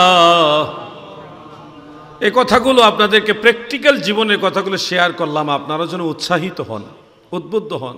দাদু দুনিয়ার দিকে ঘুরতে ঘুরতে, দুনিয়ার সম্পদের দিকে দৌড়াইতে দৌড়াইতে জীবন তো প্রায় শেষ করে দিলেন। কত মানুষ তো আইলো, কেউ তো থাকতে পারলো না, সবাই তো চলে গেল। কেন আইলো আর কেন চলে গেল? যে চলে গেছে সে তো আর আসতে পারবে না। আপনারা আমরা যখন মারা যাব, চলে যাব, আমরা আর আসতে পারবো? টোটাল কন্ট্রোলটা আমাদের বাইরে, আমাদের থেকে আউটে। এই কন্ট্রোল আমাদের কারো কাছে নাই। তাহলে এই কন্ট্রোলটা যার কাছে, তার প্রতি নিজেকে ছেড়ে দেন, তার কাছে নিজেকে সমর্পণ করে দেন। কারণ আমি নিজের থেকে আসিনি, আমাকে আল্লাহ পাঠাইছেন, একটা মিশন দিয়ে পাঠাইছেন, একটা ভিশন দিয়ে পাঠাইছেন। এটা ফিল আপ করতে হবে আপনাকে। শুনুন, এখানে একটা বিষয় রয়েছে। অনেকে বলেন নামাজ পড়তে হবে, রোজা রাখতে হবে। শুনুন, কথাটা এইভাবে বলবেন না। আল্লাহ তাআলা কোরআনুল কারীমের মধ্যে বলেছেন, ওমা খালাকতুল জিন্না ওয়াল ইনসা ইল্লা লিয়াবুদুন। মানুষ এবং জিন এই দুই জাতিকে আমার আল্লাহ ইবাদতের জন্য সৃষ্টি করেছে। ইবাদত মানে কি, এটার হাকিকত না বুঝলে আপনি নামাজ বুঝবেন না। এমনে সূরা ফাতিহা কেরাত পড়লেন, রুকু দিলেন, সেজদা করলেন, নামাজ পড়লেন, এটার পিছনে একটা হাকিকত আছে। ওই হাকিকত যদি না বুঝেন তাহলে ইয়াজিদও নামাজ পড়ছে, ইয়াজিদও নামাজ পড়ছে, সীমারও নামাজ পড়ছে, কিন্তু ওই নামাজ ইবাদত না। ইমাম হুসাইন যে নামাজ পড়ছে ওটা হলো ইবাদত। তাহলে বেশ কমটা কোন জায়গায়? বেশ কমটা হলো ইবাদতের ব্যাখ্যায়। রইসুল মুফাসসিরিন হযরত আব্দুল্লাহ ইবনে আব্বাস বলেছেন, লিয়াবুদুন আই লিয়ারিফুন, আল্লাহর মারিফত জানা। শেরে খোদা মাওলা আলী বলে, আমি সেই প্রভুর ইবাদত করি না যাকে আমি দেখি না। সিররুল আসরারের মধ্যে উল্লেখ আছে, গৌসে পাক উল্লেখ করেছেন। মাওলা আলী বলেন, আমি আমার আল্লাহকে দেখে দেখে ইবাদত করি। সুবহানাল্লাহ বলে। সেই হাল তো আমাদের নাই, চেষ্টাও তো করি না, চেষ্টাও করি না কিভাবে এটা হাসিল করতে হবে, জানারও চেষ্টা করি না। এই যে রঙের দুনিয়া নিয়ে আমরা ব্যস্ত, সাদের জীবন হেলাই হেলাই চলে যাইতে লাগিল, সাধন ভজন গুরু ভক্তি কিছুই নাহি হইল, রং তামাশাই দিন কাটাইলা, রং তামাশাই দিন কাটাইলা, মায়ার জালে পড়িয়া, ডুবল বেলা দেখনা চাহিয়া, অবুঝ মন আমার ডুবল বেলা দেখনা চাহিয়া। আচ্ছা, আমি আপনাদের একটা প্রশ্ন করি, দিলের থেকে বলবেন, বুঝে শুনে বলবেন। মৃত্যুর পরে আল্লাহ তাআলার কাছে যে আমাদের জবাবদিহিতা করতে হবে, আমাদের যে হিসাব নিকাশ আল্লাহ নিবে, এটা কি আপনারা বিশ্বাস করেন? দিলের থেকে বলেন, বিশ্বাস করেন তো? তাহলে আমি আপনাকে বুঝাইয়া কতটুকু লাইনে আনবো। আপনি নিজের থেকে যদি বুঝেন যে আল্লাহ তাআলা আমার প্রতিটি কর্মের হিসাব নিবেন, তাহলে আপনি নিজেকে কন্ট্রোল করেন। এই দিন না, আরো দিন আছে। এই দিনে টেনে নিবে সেই দিনের কাছে। নিজেকে কন্ট্রোল করেন। আপনি ভাবতেছেন এই জমিটা আমি দখল করে রাখি, ক্ষমতা আছে, দখল করে রাখলেন। আপনি কি মনে করেন আল্লাহ তাআলা আপনাকে এমনি ছেড়ে দিবেন? দাদু, সহিহ বুখারীর মধ্যে উল্লেখ রয়েছে, যারা জমি দখল করেন, বেজার হবেন না, আমি কারো বিরুদ্ধে বলছি না, আমাকে এই ব্যাপারে বলার জন্য বলিনি, আমার মনে চাচ্ছে একটু বলার জন্যে। কেউ যদি কারো জমিন দখল করে রাখেন, ময়দানে মাহশারে আমার আল্লাহ আপনাকে কি পুরস্কার দিবেন জানেননি? যেই পরিমাণ জমিন আপনি দখল করেছেন, এই জমিনটা পৃথিবীর এই জমিন থেকে সপ্তম আসমান পর্যন্ত আমার আল্লাহ বড় করবে, পুরাটা একেবারে প্রশস্ত করবে। ওই পরিমাণ জমিন 7 আসমান পর্যন্ত লম্বা করবে। এক আসমান থেকে আরেক আসমানের দূরত্ব 500 বছরের রাস্তা। এত বৃহৎ আকারে প্রশস্ত করে আল্লাহ তাআলা বলবেন, এই জমিন তুমি দখল করেছো, এটা তোমার প্রয়োজন, তাই আমি আল্লাহ তোমাকে এটা দান করলাম, এখন থেকে তুমি এই জমিনের ভার বহন করবে, নাও আমি তোমাকে দিলাম এটা। বলে এই 7 আসমান সমতুল্য আপনার দখলকৃত জমিন পুরাটাই আল্লাহ আপনার মাথার উপরে চাপায় দেবে। পারবেন বহন করতে? আশা আওয়াজে বোঝা যায় আপনারা পারবেন, আশা করা যায়। এই মহা নিয়ামত তিরস্কার অর্থে আমি বলছি, এই মহা পুরস্কার আপনাদের জন্য রাখছে যারা জমিন দখল করেন। ভাই আমার, ভুল বুঝবেন না, আমি আপনাদের কল্যাণ চাই, পরকালে ভালো চাই, এজন্য কথাটা স্মরণ করাই দিলাম। আমাকে আপনি ফাঁকি দিতে পারবেন, পিসা হুজুরকে, পীরজাদা হুজুরদেরকে আপনারা ফাঁকি দিতে পারবেন, কিন্তু আল্লাহর দরবার থেকে ফাঁকি দিয়ে চলে যাওয়ার কোনো রাস্তা। এই দুনিয়া মুসাফির খানা মন জানো না, কত মানুষ আইল গেল রইল না, বন্ধু নাই রে বান্ধব নাই রে, যেই জায়গায় ওই জায়গার বান্ধব নবী মুস্তাফা। আল্লাহুম্মা সাল্লি মুহাম্মদ ওয়া আলা আলি সাইয়্যিদিনা। এখানে একটা কথা আমি বলে দিই, আমলি ব্যাপারগুলি হুজুর বেয়াদবি নিয়েন না, আমি একটু মাঝে মধ্যে বলি, কারণ আলে বাইত রসুলের আলোচনা তো সবাই করে যায়, এই বিষয়গুলি খুব কম সংখ্যক আলেমরা টাচ দেয়। আমি আপনাদেরকে আরেকটা বিষয় বলি, রাস্তাঘাটে অনেক সময় মুরগের গাড়ি যায় রাতের বেলায়, সেখান থেকে অনেক সময় মুরগি পড়ে থাকে, মাছের গাড়ি যায়, একটা মাছ পড়ে থাকে, অথবা একটা স্বর্ণলঙ্কার রাস্তা পড়ে আছে, এটা আপনি কুড়ে পেয়েছেন, কিছু টাকা পেয়েছেন, বা যে কোনো একটা মূল্যবান জিনিস আপনি রাস্তায় কোথাও একটা বাজারে পেয়েছেন, এই যে জিনিসটা আপনি কুড়ায় নিলেন, মুরগি, মাছ, টাকা, অলংকার ইত্যাদি, আপনি কি মনে করেন যে কেউ না দেখলো আমি তো এটা পাইছি, এটার মালিক আমি? এটা কি আপনারা মনে করেননি? আপনি যেটা কুড়াইছেন রাস্তা থেকে তুলে নিয়েছেন, এই জন্য আপনার আলাদা স্পেশাল দায়িত্ব দিয়েছে আল্লাহ। দয়াল নবীজি বলেছেন যে এই সম্পদটা, ধরেন কিছু টাকা বা একটা অলংকার, স্বর্ণ অলংকার, 1 বছর এটা পাহারা দিয়ে আপনি যত্ন করে রাখতে হবে। 1 বছর শুধু প্রচার করতে হবে যে আমি একটা এই জিনিস পাইছি, উপযুক্ত প্রমাণ দিয়ে নিয়ে যাবেন। 1 বছর প্রচার করা আপনার দায়িত্ব, বিনা টাকায় এই ডিউটি করতে হবে। 1 বছরের মধ্যে যদি মালিক খুঁজে পাওয়া যায়, তাহলে ওই মালিককে সসম্মানে একেবারে যেইভাবে যেই জিনিসটা পেয়েছেন ওইভাবে বুঝাই দিতে হবে, কোনো ধরনের বিনিময়ে না, বিনা স্বার্থে এটা দিয়ে দিতে হবে। এটার এক কানাকড়ির মালিকও আপনি না, আপনি যে কষ্ট করে কুড়াইছেন এই জন্য আপনার দায়িত্ব 1 বছর ডিউটি। কত সুন্দর দায়িত্ব না? এখন মনে করেন একটা মুরগি পাইছেন, মুরগি যদি 1 বছর না বাঁচে কি করবেন? ফার্মের মুরগি যে কোনো সময় মারা যাবে, এটা কি করবেন? এটা আপনি অ্যানাউন্স করতে থাকবেন যতক্ষণ সম্ভব হয়। আর যদি আপনি দেখেন যেটা বাঁচবে না, মারা যাবে, তখন ওই মুরগি আপনি নিজে খাইতে পারবেন না। এই মুরগি যে কোনো একজন গরিব, অসহায়, দরিদ্র, হতদরিদ্র, মিসকিন যারা আছে তাকে সদকা করে দিবেন, তাও আপনার নামে না, যে হারাইছে তার পক্ষ থেকে এটা সদকা করতে হবে। সব উনি পাবে, আমনে না। কি ডিউটিটা আমরা নিছি।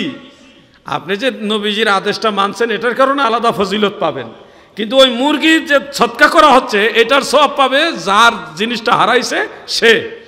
1 বছর আপনি টাকা পয়সা বা স্বর্ণালঙ্কার এগুলি প্রচার করার পরে যদি মালিক খুঁজে না পান, তখন এই জিনিসটা আপনি গরিব মিসকিন অসহায় দরিদ্র হত দরিদ্র তাদেরকে দান করে দিবেন, সাদাকা করে দিবেন ওই ব্যক্তির নামে যার জিনিসটা হারানো গেছে। আর যদি আপনি নেহায়েত গরিব হন, 1 বছর প্রচার করার পরেও মালিক খুঁজে পান নাই, কিন্তু বাস্তবে আপনি নিজেও একজন খুবই গরিব, তখন 1 বছর পরে আপনি চাইলে এটা গ্রহণ করতে পারবেন গরিব হওয়ার কারণে। আর আশা করি এরকম গরিব মানুষে কমই পায়, এটা পাইলো টাকাওয়ালারাই এই ধরনের বিষয়গুলি। তো আপনারা এই বিষয়টা থেকে শিক্ষা নেন। এই যে মানুষের জিনিস রাস্তায় খুঁজে পাইলেন, এই জিনিসের মালিকও আপনি না, এটা নিলেন কুড়াইলেন, এই কারণে 1 বছর ডিউটি পালন করতে হবে। এটা হলো ইসলাম। পরের হক মেরে খাওয়ার কোনো সিস্টেম নাই। আপনি যদি পরের হক মেরে খান আর এই পরের হক মাইরা হাসরে ময়দানে নবীজির শাফাত খুঁজেন, নবীজি সুপারিশ করবে না। সবাইকে নবীজি তরাবে না, নবীজি তরাবে গুনাহগার যারা আছে, কবিরা গুনাহগার তাদেরকে। কিন্তু পরের হক, এটা যার হক সে যতক্ষণ ক্ষমা না করবে ততক্ষণ পর্যন্ত আপনি এটার ক্ষমা আল্লাহর কাছেও পাইবেন না, নবীজির কাছেও পাবেন না। কথা বুঝতে পারছেন? ওয়াজ কি বিরুদ্ধে গেল নাকি? হক ওয়াজ, এই ওয়াজগুলি আমাদের খুব কম করা হয়, এটাই কিন্তু আমাদের বেশি দরকার। তো আপনারা বেজার না হইলে আমি মাঝে মধ্যে 2-1টা মাসালা বলতে চাই, আপনারা কি বেজার হবেন? তাহলে একটু জিকির করেন লা ইলাহা। এ ঘুমায় না রে, এই সুলেমান খারা গেছে গা 3-4 জন।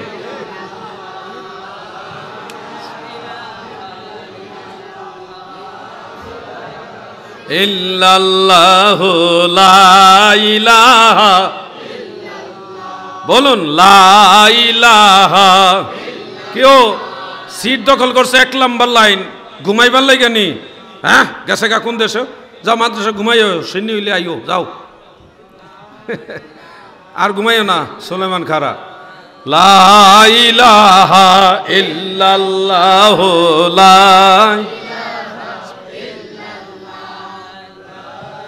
তুমি ঠিক আছো মাশাআল্লাহ।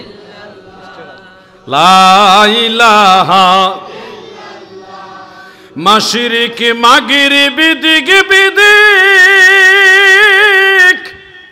চলিল সেই আলোর চিক,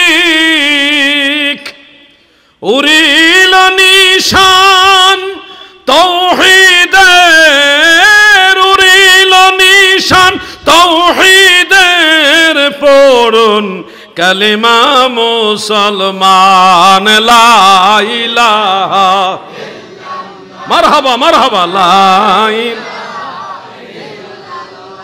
বলুন লা ইলাহা হক লা ইলাহা ইল্লাল্লাহু মুহাম্মদ রাসূলুল্লাহ সাল্লাল্লাহু আলাইহি ওয়াসাল্লাম। আমার দাদু ভাইরা, সমাজের খুব গুরুত্বপূর্ণ আরেকটা মাসআলা আমি আপনাদের শোনাতে চাই, যেহেতু এই এলাকার অনেক মান্যগণ্যময় মুরব্বী, আপনাদের সবারই বিষয়টা জানার দরকার।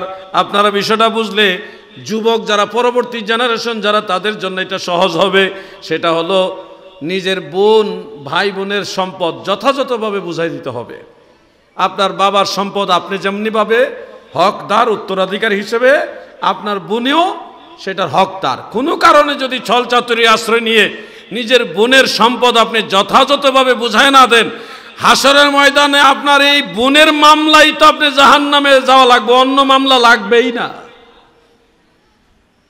বুঝছেননি বিষয়টা? না মনে হয় বুঝেন নাই। বুঝেননি নাকি? আমি আবার বলি, বাবা মারা গেছে, ভাই বোন আপনারা কয়েকজন, বাবার সম্পদের হকদার, উত্তরাধিকার হিসেবে আপনিও সম্পদের মালিক এবং আপনার বোনেরাও সম্পদের মালিক।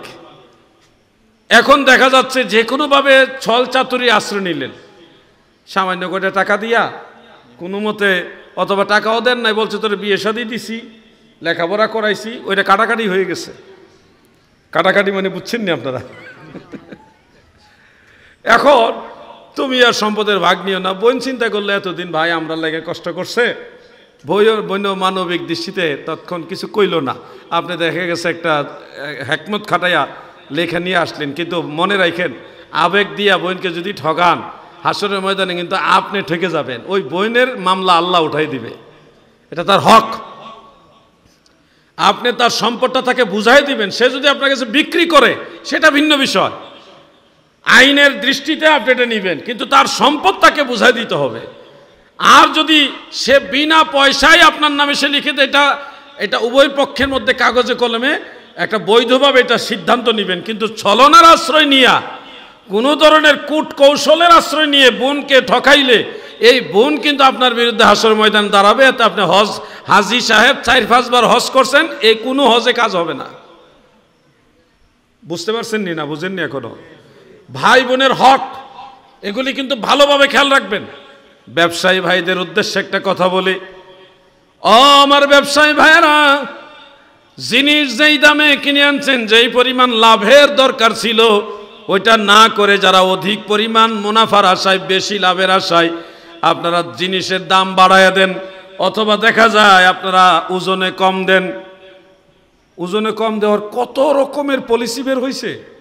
ডিজিটাল যে কি পাল্লা বের হয়েছে না, হ্যাঁ, মেশিন, এটার 60টা কোণার মধ্যে 60টা থাকে, কি বলে, খুঁটি থাকে। হ্যাঁ, 4 কোণার থেকে একটা খুঁটি সরাই দিয়ে তখন একটা প্লাস্টিকের বোতলের মুখ ওখানে থুয়ে দেয়। এখন কি করে, আপনি যে জিনিসটা কিনবেন ওই প্লাস্টিকের মুখটা, বোতলের মুখ যেই সাইডে, এই সাইডে দিলে মনে করেন আপনার এই অল্প জিনিসে বেশি ওজন দেখা যায়, অল্প জিনিসেই বেশি ওজন। আর যেদিকে আবার অরিজিনাল খুঁটি আছে ওইদিকে আবার সঠিক মাপটাই চলে আসে। এখন আপনাদের বুঝতে হবে, আপনি যে ওজনে কম দিলেন এতে মানুষকে দুনিয়াতে ঠকাইলেন।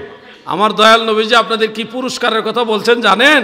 হাসরের ময়দানে আল্লাহ তাআলা ওজনে কম দেওয়ার কারণে, ব্যবসায়ী ভাইরা ভালো করে শুনেন, কোনো ব্যবসায়ী দুনিয়াতে চিরস্থায়ী বেঁচে থাকতে পারেনি, আপনারাও পারবেন না। অতএব এই কথাগুলি শুনেন, আগের ব্যবসায়ীরা যেখানে চলে গেছে আপনারাও সেখানে যাবেন। যারা ভোক্তাদেরকে ঠকাচ্ছেন, মানুষকে ঠকাচ্ছেন, আপনারা শুনেন কথাগুলো। এই ওজনে কম দেওয়ার কারণে ময়দানে মাহশারে আল্লাহ তাআলা আপনার জন্য পুরস্কার দিবে। আপনার শরীরের গোশত এটা কাইটা যাকে যেই পরিমাণে ওজন কম দিছেন ওই পরিমাণে গোশত কাইটা দেওয়া লাগবে। সারা জীবনে যত ওজন কম দিছেন ততগুলো গোশত শরীর থেকে এটা কেটে কেটে দিবেন, আগুনের ছুরি দিবে আল্লাহ, আগুনের ছুরি। গোশত কাটার পরে আবার গোশত বাড়বে, অটোমেটিক বেড়ে যাবে, আবার এটা কাটবেন, কাইটা শুধু দিতে থাকবেন।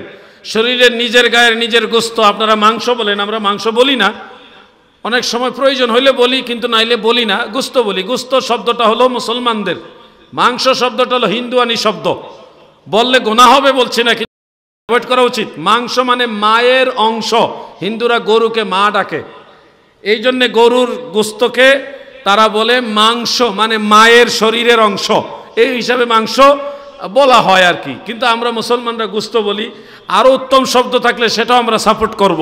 কিন্তু বিষয়টা হলো যারা ওজনে কম দেন তাদের শরীর থেকে গোশত কেটে কেটে দেওয়ার জন্য আগুনের ছুরি আল্লাহ দিবে।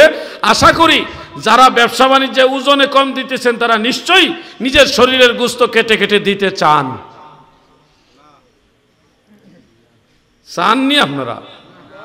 যুবকরা তো কথাই কয় না, তোমরা কি ভবিষ্যতে ওজনে কম দেওয়ার নিয়ত আছে নাকি? রিয়াকশন দেখাইতে হবে যে আল্লাহকে ভয় করি, পরকালকে আমাদের স্মরণ রাখতে হবে। এগুলি রিয়াকশন না থাকলে তো ভয় থাকবে না। আর আপনাদেরকে বলি, আমার পীর কেবলা জান হুজুর একটা ছন্দ গাইতেন, ছিল সাদ্দাত নমরুদয় কারণ ছিল মিশর অধিপ ফেরাউন, ধনে জনে মানে নাহি ছিল নুন্ন নবী, পদবিনে ভাব সবে মিশে। আমাদের এগুলো থেকে শিক্ষা নিতে হবে। ওয়াজ এমনি তো কত ওয়াজে শোনেন, আমি আহলে বাইত নিয়ে সামান্য কথা বলছি, কিন্তু আমার মনে চাচ্ছে এই ধরনের কথা বলা দরকার। এই যে কতগুলো মানুষ মাহফিল এসছে, কিন্তু ফজরের নামাজের জামাতে কিন্তু এই মানুষগুলির ম্যাক্সিমাম পাওয়া যাবে না। কয়জন দেখছেন? নগদ সাক্ষী আছে। ইমাম সাহেব তো আসল খবরটা জানে। আপনারা কি মনে করেন, ধরেন সারা দুনিয়াতে যত ডায়মন্ড আছে, হীরা হীরা, সমস্ত হীরা, সমস্ত গোল্ড, স্বর্ণ, আরও যত দামি যত মণিমুক্তা আছে, এবং সমস্ত টাকা, ডলার, পাউন্ড, যত অর্থকড়ি আছে, যত সম্পদ আছে, যত রকমের সম্পদ, সবগুলো যদি এক পাল্লায় রাখা হয়, আরেক পাল্লায় যদি শুধুমাত্র ফজরের 2 রাকাত সুন্নত রাখা হয়, আল্লাহর নবী বলেন খাইরুম মিনাদ দুনিয়া ওয়া মা ফিহা, ফজরের এই 2 রাকাত সুন্নতের মর্যাদা গোটা দুনিয়ার সব কিছুর চাইতে আরো বেশি দামি। সুবহানাল্লাহ বলেন। কিন্তু সেই ফজর চলে যায় আমাদের ঘুমে ঘুমে, কষ্ট করে উঠে অন্ততপক্ষে 4টা রাকাত নামাজ পড়ে আবার শুয়ে যান। সামান্য সময় আল্লাহর জন্য কুরবানি করেন। নিশির শেষ ভাগে 2-1 বার হইলে আল্লাহর দরবারে ডাক দিয়ে হাজিরা দেন। অনেক ভাইয়েরা ডাক্তারের কাছে সিরিয়াল দেন না, 1000 টাকা ভিজিট, 500 টাকা ভিজিট দেন না, 800 টাকা ভিজিট দেন না সিরিয়াল। আপনি কি বিশ্বাস করেন না যে আল্লাহ তাআলা হলেন ডাক্তারেরও ডাক্তার? বিশ্বাস করেন কিনা? তাহলে দুনিয়ার ডাক্তারের কাছে যাওয়ার আগে মালিকুল মুলকের কাছে, আল্লাহর কাছে একটু বলেন না। কখন বলবেন? নিশির শেষ ভাগে। আম্বিয়া সকল জুটে, আউলিয়া সকলে লুটে, ভান্ডার ধারো খোলা পেয়ে, লোটে ধন মন ভরে, ভান্ডার ধারো খোলা পেয়ে, লোটে ধন মন ভরে। নিশির শেষ ভাগে আমার নবীজি ঘুমাইতেন না, সাহাবীদেরকে ডেকে ডেকে তুলতেন। আল্লাহর ওলিরা শেষ রাতে ঘুমায় না, কঠিন মুসিবতে পড়ে গেছেন, অনেক বড় রোগে আক্রান্ত হয়ে গেছেন, মিথ্যা মামলার বেড়াজালে পড়ে গেছেন, অথবা যে কোনো বড় ধরনের সমস্যায় পড়ে গেছেন, আল্লাহর দরবারে নিজেকে সমর্পণ করে দেন। নিশিরাইতে ওইটা আল্লাহকে বলেন, হে পরওয়ারদিগার, আমি মুসিবতে আছি, আপনি আমাকে সাহায্য করেন। আল্লাহর কাছে বলেন না, দেখেন না তিনি আপনার কথা শুনে কিনা। আপনি তো আল্লাহর কাছে নিজেকে সমর্পণ করার খবরই নাই। নামাজই তো পড়েন না রহমতের সময়, তাহাজ্জুদের সময় উঠবেন কেমনে? খবর নাই তো, সব উদাসীন হয়ে গেছে। আমাদের অনেক বক্তারাও তো নামাজ পড়ে না। কইলে তো উচিত কথা কইলে তো বিড়াল কি উচিত গলায় বন্ধু বাজার না, মা বাজার না, খালু বাজার, মা ওই বাজার, গরম ভাতে বিড়াল বেজার। উচিত কথা বললে তো সমস্যা রে ভাই। ওয়াজ ব্যবসায়ী বেড়েছে, যারা ওয়াজ ব্যবসা করে এই ধরনের অনেক ওয়াইজ বেড়েছে। কিন্তু আগের জমানার যে মুত্তাকি আলেম, তাদের মতো আলেম আগের মতো বাড়েনি গো। শুধু লাল হুজুর, হলুদ হুজুর, রঙ্গিলা হুজুর বাইরেছে। যে ওয়াজ করতেছে তার মাথায় হলো লাল ফাকরি, অথচ শরীয়তের মাসালা লাল ফাকরি পুরুষের জন্য কবিরা গুনাহ। কি গুনাহ? মাকরুহে তাহরিমা। লাল টুপি, লাল ফাকরি, লাল পাঞ্জাবি, আপনার লাল নি, ওই যে এই হলুদ চলবে না, এটা কি কমলা নি? আর মাসালা ঘুরাই লাইছে, কালার ঘুরাই দিছে। যাক, এটা সম্ভবত এটা কমলা কালারই, কমলা কালারই। হলুদ এবং লাল এই 2 কালার পুরুষের জন্য মাকরুহে তাহরিমা, এটা কবিরা গুনাহ। কি গুনাহ? এখানেও তো থাকতে পারে। আগে ছাত্র বয়সে আমরাও বুঝি নাই, একসময় দেখা গেছে লাল পাঞ্জাবি পরে লইছি, সুন্দর লাগছে পড়ছি, পরে যখন জানছি তখন থেকে বাদ দিয়ে দিছি। যখন জানবো তখনই আমরা এটা শিখবো। ফতোয়ে শামির মধ্যে, ফতোয়ে বাহারুর রাইকের মধ্যে মাসালা আছে, কিন্তু তো অনেক বক্তারাও জানে না, সে নিজেই শরীয়ত জানে না, ওয়াজ করতে গেছে, সেটা টোটাল জিনিসটাকে বিজনেস বানাই নিছে। এই জন্য ওয়াজ ব্যবসায়ী থেকে সাবধান। সুন্দর ওয়াজ শুনতে পারবেন, কিন্তু ধর্ম প্রতিষ্ঠা করবে না, সে মানুষের মনোরঞ্জন দিয়ে চলে যাবে। কিন্তু ওয়াজ যে অরিজিনাল কি জিনিস, এই জিনিসটা তো হারায় গেছে রে ভাই, হারায় গেছে। আমি আনন্দিত, খুশি, এবং এই দরবারের কর্তৃপক্ষকে ধন্যবাদ জানাই। আপনারা যাদের দাওয়াত দেন ওইভাবে বুঝে শুনি দাওয়াত দেন। আগামীকাল যিনি আসতেছে আমি ওনাকে চিনি, এবং অনেক ভালো মানের একজন আলেম, আপনাদের চট্টগ্রামের কৃতি সন্তান মুফতি মোহাম্মদ ফখরুদ্দিন আল কাদরি, খুব জাইয়দ আলিম এবং আমলদার, তাই না? সাহেবে ইলম, তিনি একজন আলেম এবং আমলদার। আমি ওনাকে চিনি। আপনার ওই ডিস্কু মার্কা লাল হুজুর আর রঙ্গিলা হুজুর 1001 কাতারে রাখলো, ফখরুদ্দিন আল কাদরি হবে না। এই ধরনের আলেমদেরকে দাওয়াত দেন, এই জন্য আমি আপনাদের ধন্যবাদ জানাই। আমি লোকটাকে মহব্বত করি, অত্যন্ত ভালো মানুষ, পরহেজগার মানুষ। আল্লাহ তার দিনদারি, রসুলে পাকের মহব্বত আরও তার ভিতরে বাড়ায় দেখ, বলে না আমিন। কালকে ওনার আলোচনা শুনতে আসবেন সবাই। তো ভাই আমাদের সমাজটা এরকম হয়ে গেছে, আমারা যে বলছে ক্লাস করাইতাম, ক্লাস করাইলে এখানে 4 ভাগের 1 ভাগের মানুষ থাকতো না। আমার তো জানি মানুষ বসায় রাখতে হলে 2-1টা গজল গাইতে হবে, কিছু কথা ওইদিকে নিয়ে আসতে হবে যেগুলি মানুষের মূল বিষয়। কিন্তু প্রথমেই যদি আমি এই মাসালা আলোচনা করতাম, তাহলে কিন্তু এই হুজুর সুবিধার না, আমার বিরুদ্ধে ওয়াজ যাইতেছে। কারণ সুদের বিরুদ্ধে ওয়াজ করলে সুদখোর পছন্দ করবো না। কথা বুঝতে পারছেন না ভাই? প্রথম উইঠাই সুদের ওয়াজ করা যাবে না, প্রথম উইঠা অন্যান্য বিষয়গুলি আলোচনা করতে হবে, বসার পরে মানুষকে ধর্ম বুঝাইতে হবে। এটা একটা হেকমত আমাদের জন্য। উদউ ইলা সাবিলি রাব্বিকা বিল হিকমাতি ওয়া মাউইজাতিল হাসানা, কোরআনের আয়াত এটা। হেকমতের সাথে উত্তম ওয়াজ নসিহতের মাধ্যমে মানুষকে বুঝাইতে হবে। আপনাদেরকে এগুলি বললাম। এক হুজুরের ওয়াজ শোনাই আপনাকে, বড় আন্তর্জাতিক খ্যাতি সম্পন্ন বক্তা ওয়াজ করতেছে, ওয়াজটাকে শোনাবো। যদি আপনাদের মধ্যে কেউ এটা ওয়াজ করে থাকেন, আমি আন্তরিকভাবে সরি। যদি করে থাকেন আপনি রাগ করবেন না, আমি কাউকে মিন করে ইন্ডিকেট করে বলছি না, আমি অরিজিনালি বলতেছি। মাওলা আলীর ব্যাপারে একটা ভুল ওয়াজ। শেরে খুদা হযরত আলী রাদিয়াল্লাহু আনহুর পায়ের মধ্যে তীর লেগেছে, সেই তীর কেউ বের করতে পারে না। বহু লোক টান দিলেন কিন্তু তীর বের করতে পারে না। মাওলা আলী চিৎকার মেরে কান্না করে বের করতে পারে না।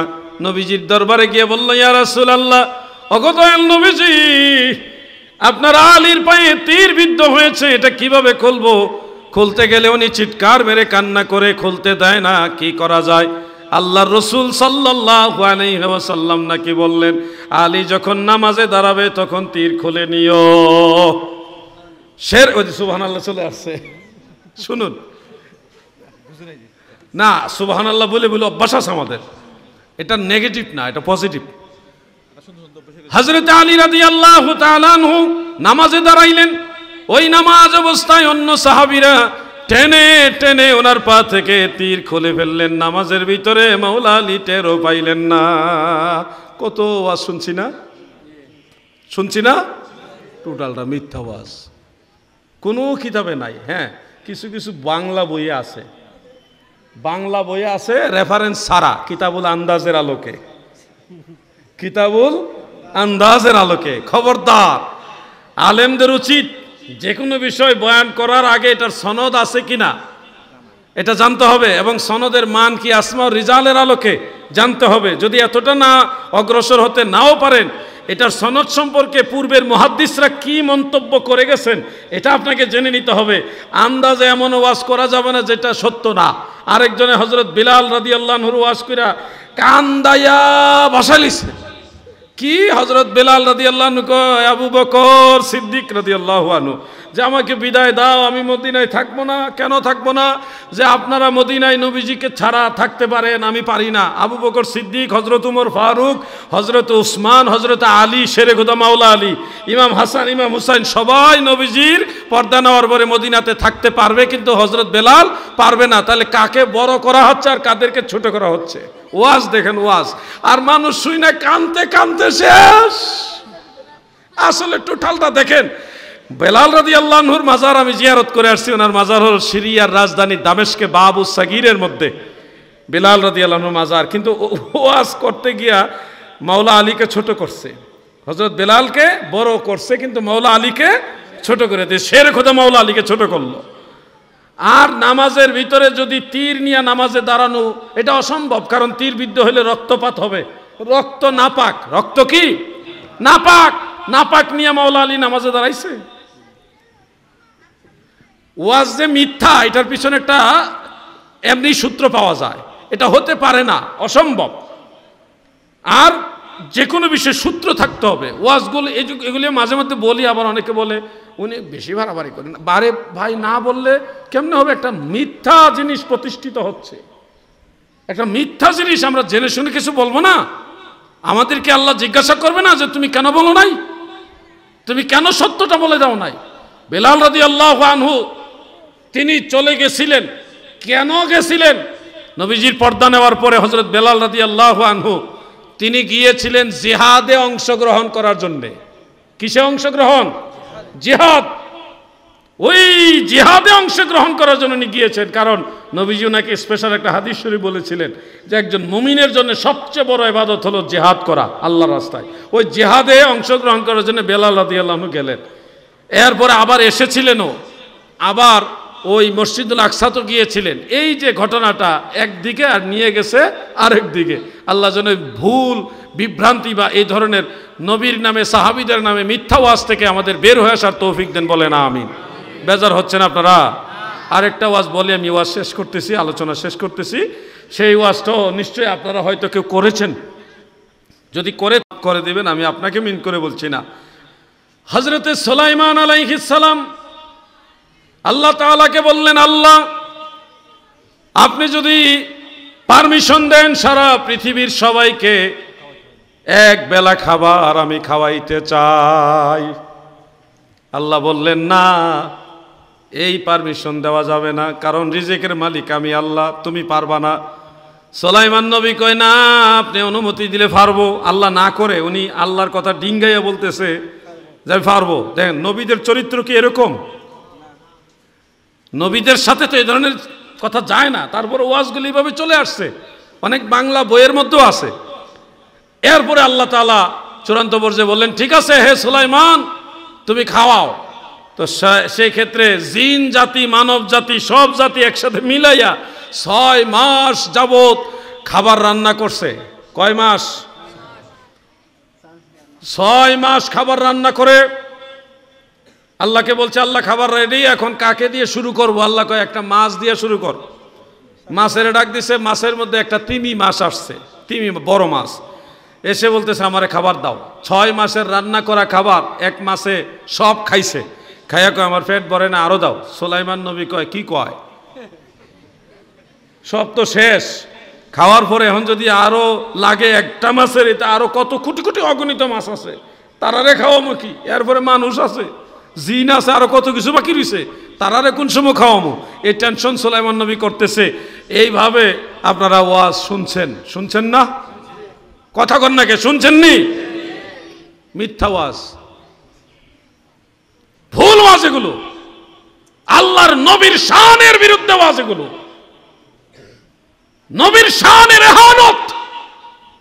এই ধরনের বানোয়াট ওয়াজ করলে ঈমান চলে যাওয়ার সম্ভাবনা আছে, কারণ নবীদের উপরে মিথ্যা তহমত দেওয়া যাবে না। আল্লাহর নবী কখনো আল্লাহর সাথে যেই কাজ আল্লাহর, এই কাজ কখনো আল্লাহর কাছ থেকে চেয়ে আনবে না, এটা নবুয়তের শান না। আর 6 মাস রান্না করে খাবার রাখছে, 6 মাসের আগের খাবার, এটা কি রান্না করা খাবার? ফ্রিজ আছিল ওই সময়? এটা থাকলো কেমনে? যদি বলেন না আল্লাহ তাআলা ওই সময় ফ্রিজিং সিস্টেম করে দিছে, আবহাওয়াটা ফ্রিজিং করে দিছে, তাহলে মানুষ বাঁচলো কেমনে? তাপমাত্রা যদি ফ্রিজের মতো হয় তাহলে মানুষ বাঁচবে? মানুষ তো মারা যাবে সব। মনে রাখবেন এই কথাগুলো। মাছ তেল দিয়ে রান্না করা, মশলা দিয়ে রান্না করা খাবার কি মাছে খায়? ঘুমাই রয়েছেন নাকি আপনারা? মশলা দিয়ে তেল দিয়ে রান্না করা খাবার কি মাছে খায়? তো ভুল ওয়াজের পিছনে যে কিছু আলামত আছে এটা বোঝা যায়। তো এই ধরনের বানোয়াট ওয়াজ যে করবে বুঝবেন এগুলি হলো ওয়াজ ব্যবসায়ী, মানুষের মনোরঞ্জন দিয়ে মানুষকে খুশি করে ওয়াজ করে চলে যাচ্ছে। একটু বুঝে শুনে আপনাদেরকে সামনে চলতে হবে। আমি সব দিকেই একটু আপনাদের বলার চেষ্টা করেছি, আমলের ব্যাপারেও কয়েকটা কথা বলেছি, আহলে বাইতের সম্পর্ক বলেছি, শেষে কিছু সতর্কতামূলক দুই একটা বিষয় আপনাদেরকে অ্যালার্ট করেছি। এই পর্যন্ত রইল উস্কাইন দরবার শরীফ, আল্লাহর ওলির দরবার। এই দরবারে আসাটাও আমার জন্য একটা সৌভাগ্যের ব্যাপার। শাহজাদা হুজুর আমাকে যখন দাওয়াত দিলেন, হুজুর আমাকে ফোন দিলেন, হুজুরের ভাইও আমার সাথে কথা বলছে, হুজুরের সাথেই কথা হয়েছে এবং হুজুরের ভাইয়ের সাথে কথা হয়েছে। আমার মনটা তখন আনন্দে এতটা খুশি যে আল্লাহর ওলির দরবারে যেতে পারবো। বেশ অনেকবারই তো আসছি এই দরবারে, অনেকবার আসছি না। সব দরবারে গিয়ে শান্তি পাওয়া যায় না রে ভাই। সব দরবারই সত্যিকারে আল্লাহর ওলির দরবার এরকমও না, কিছু কিছু ভেজালও আছে, সবাই না, কিছু কিছু ভেজালও আছে। কিন্তু উস্কাইন দরবার শরীফ আসলে আত্মা থেকে খোরাক পায়, মনের মধ্যে একটা শান্তি পায়। আমি শুকরিয়া জানাচ্ছি আপনাদের প্রতি, আপনারাও দীর্ঘ সময়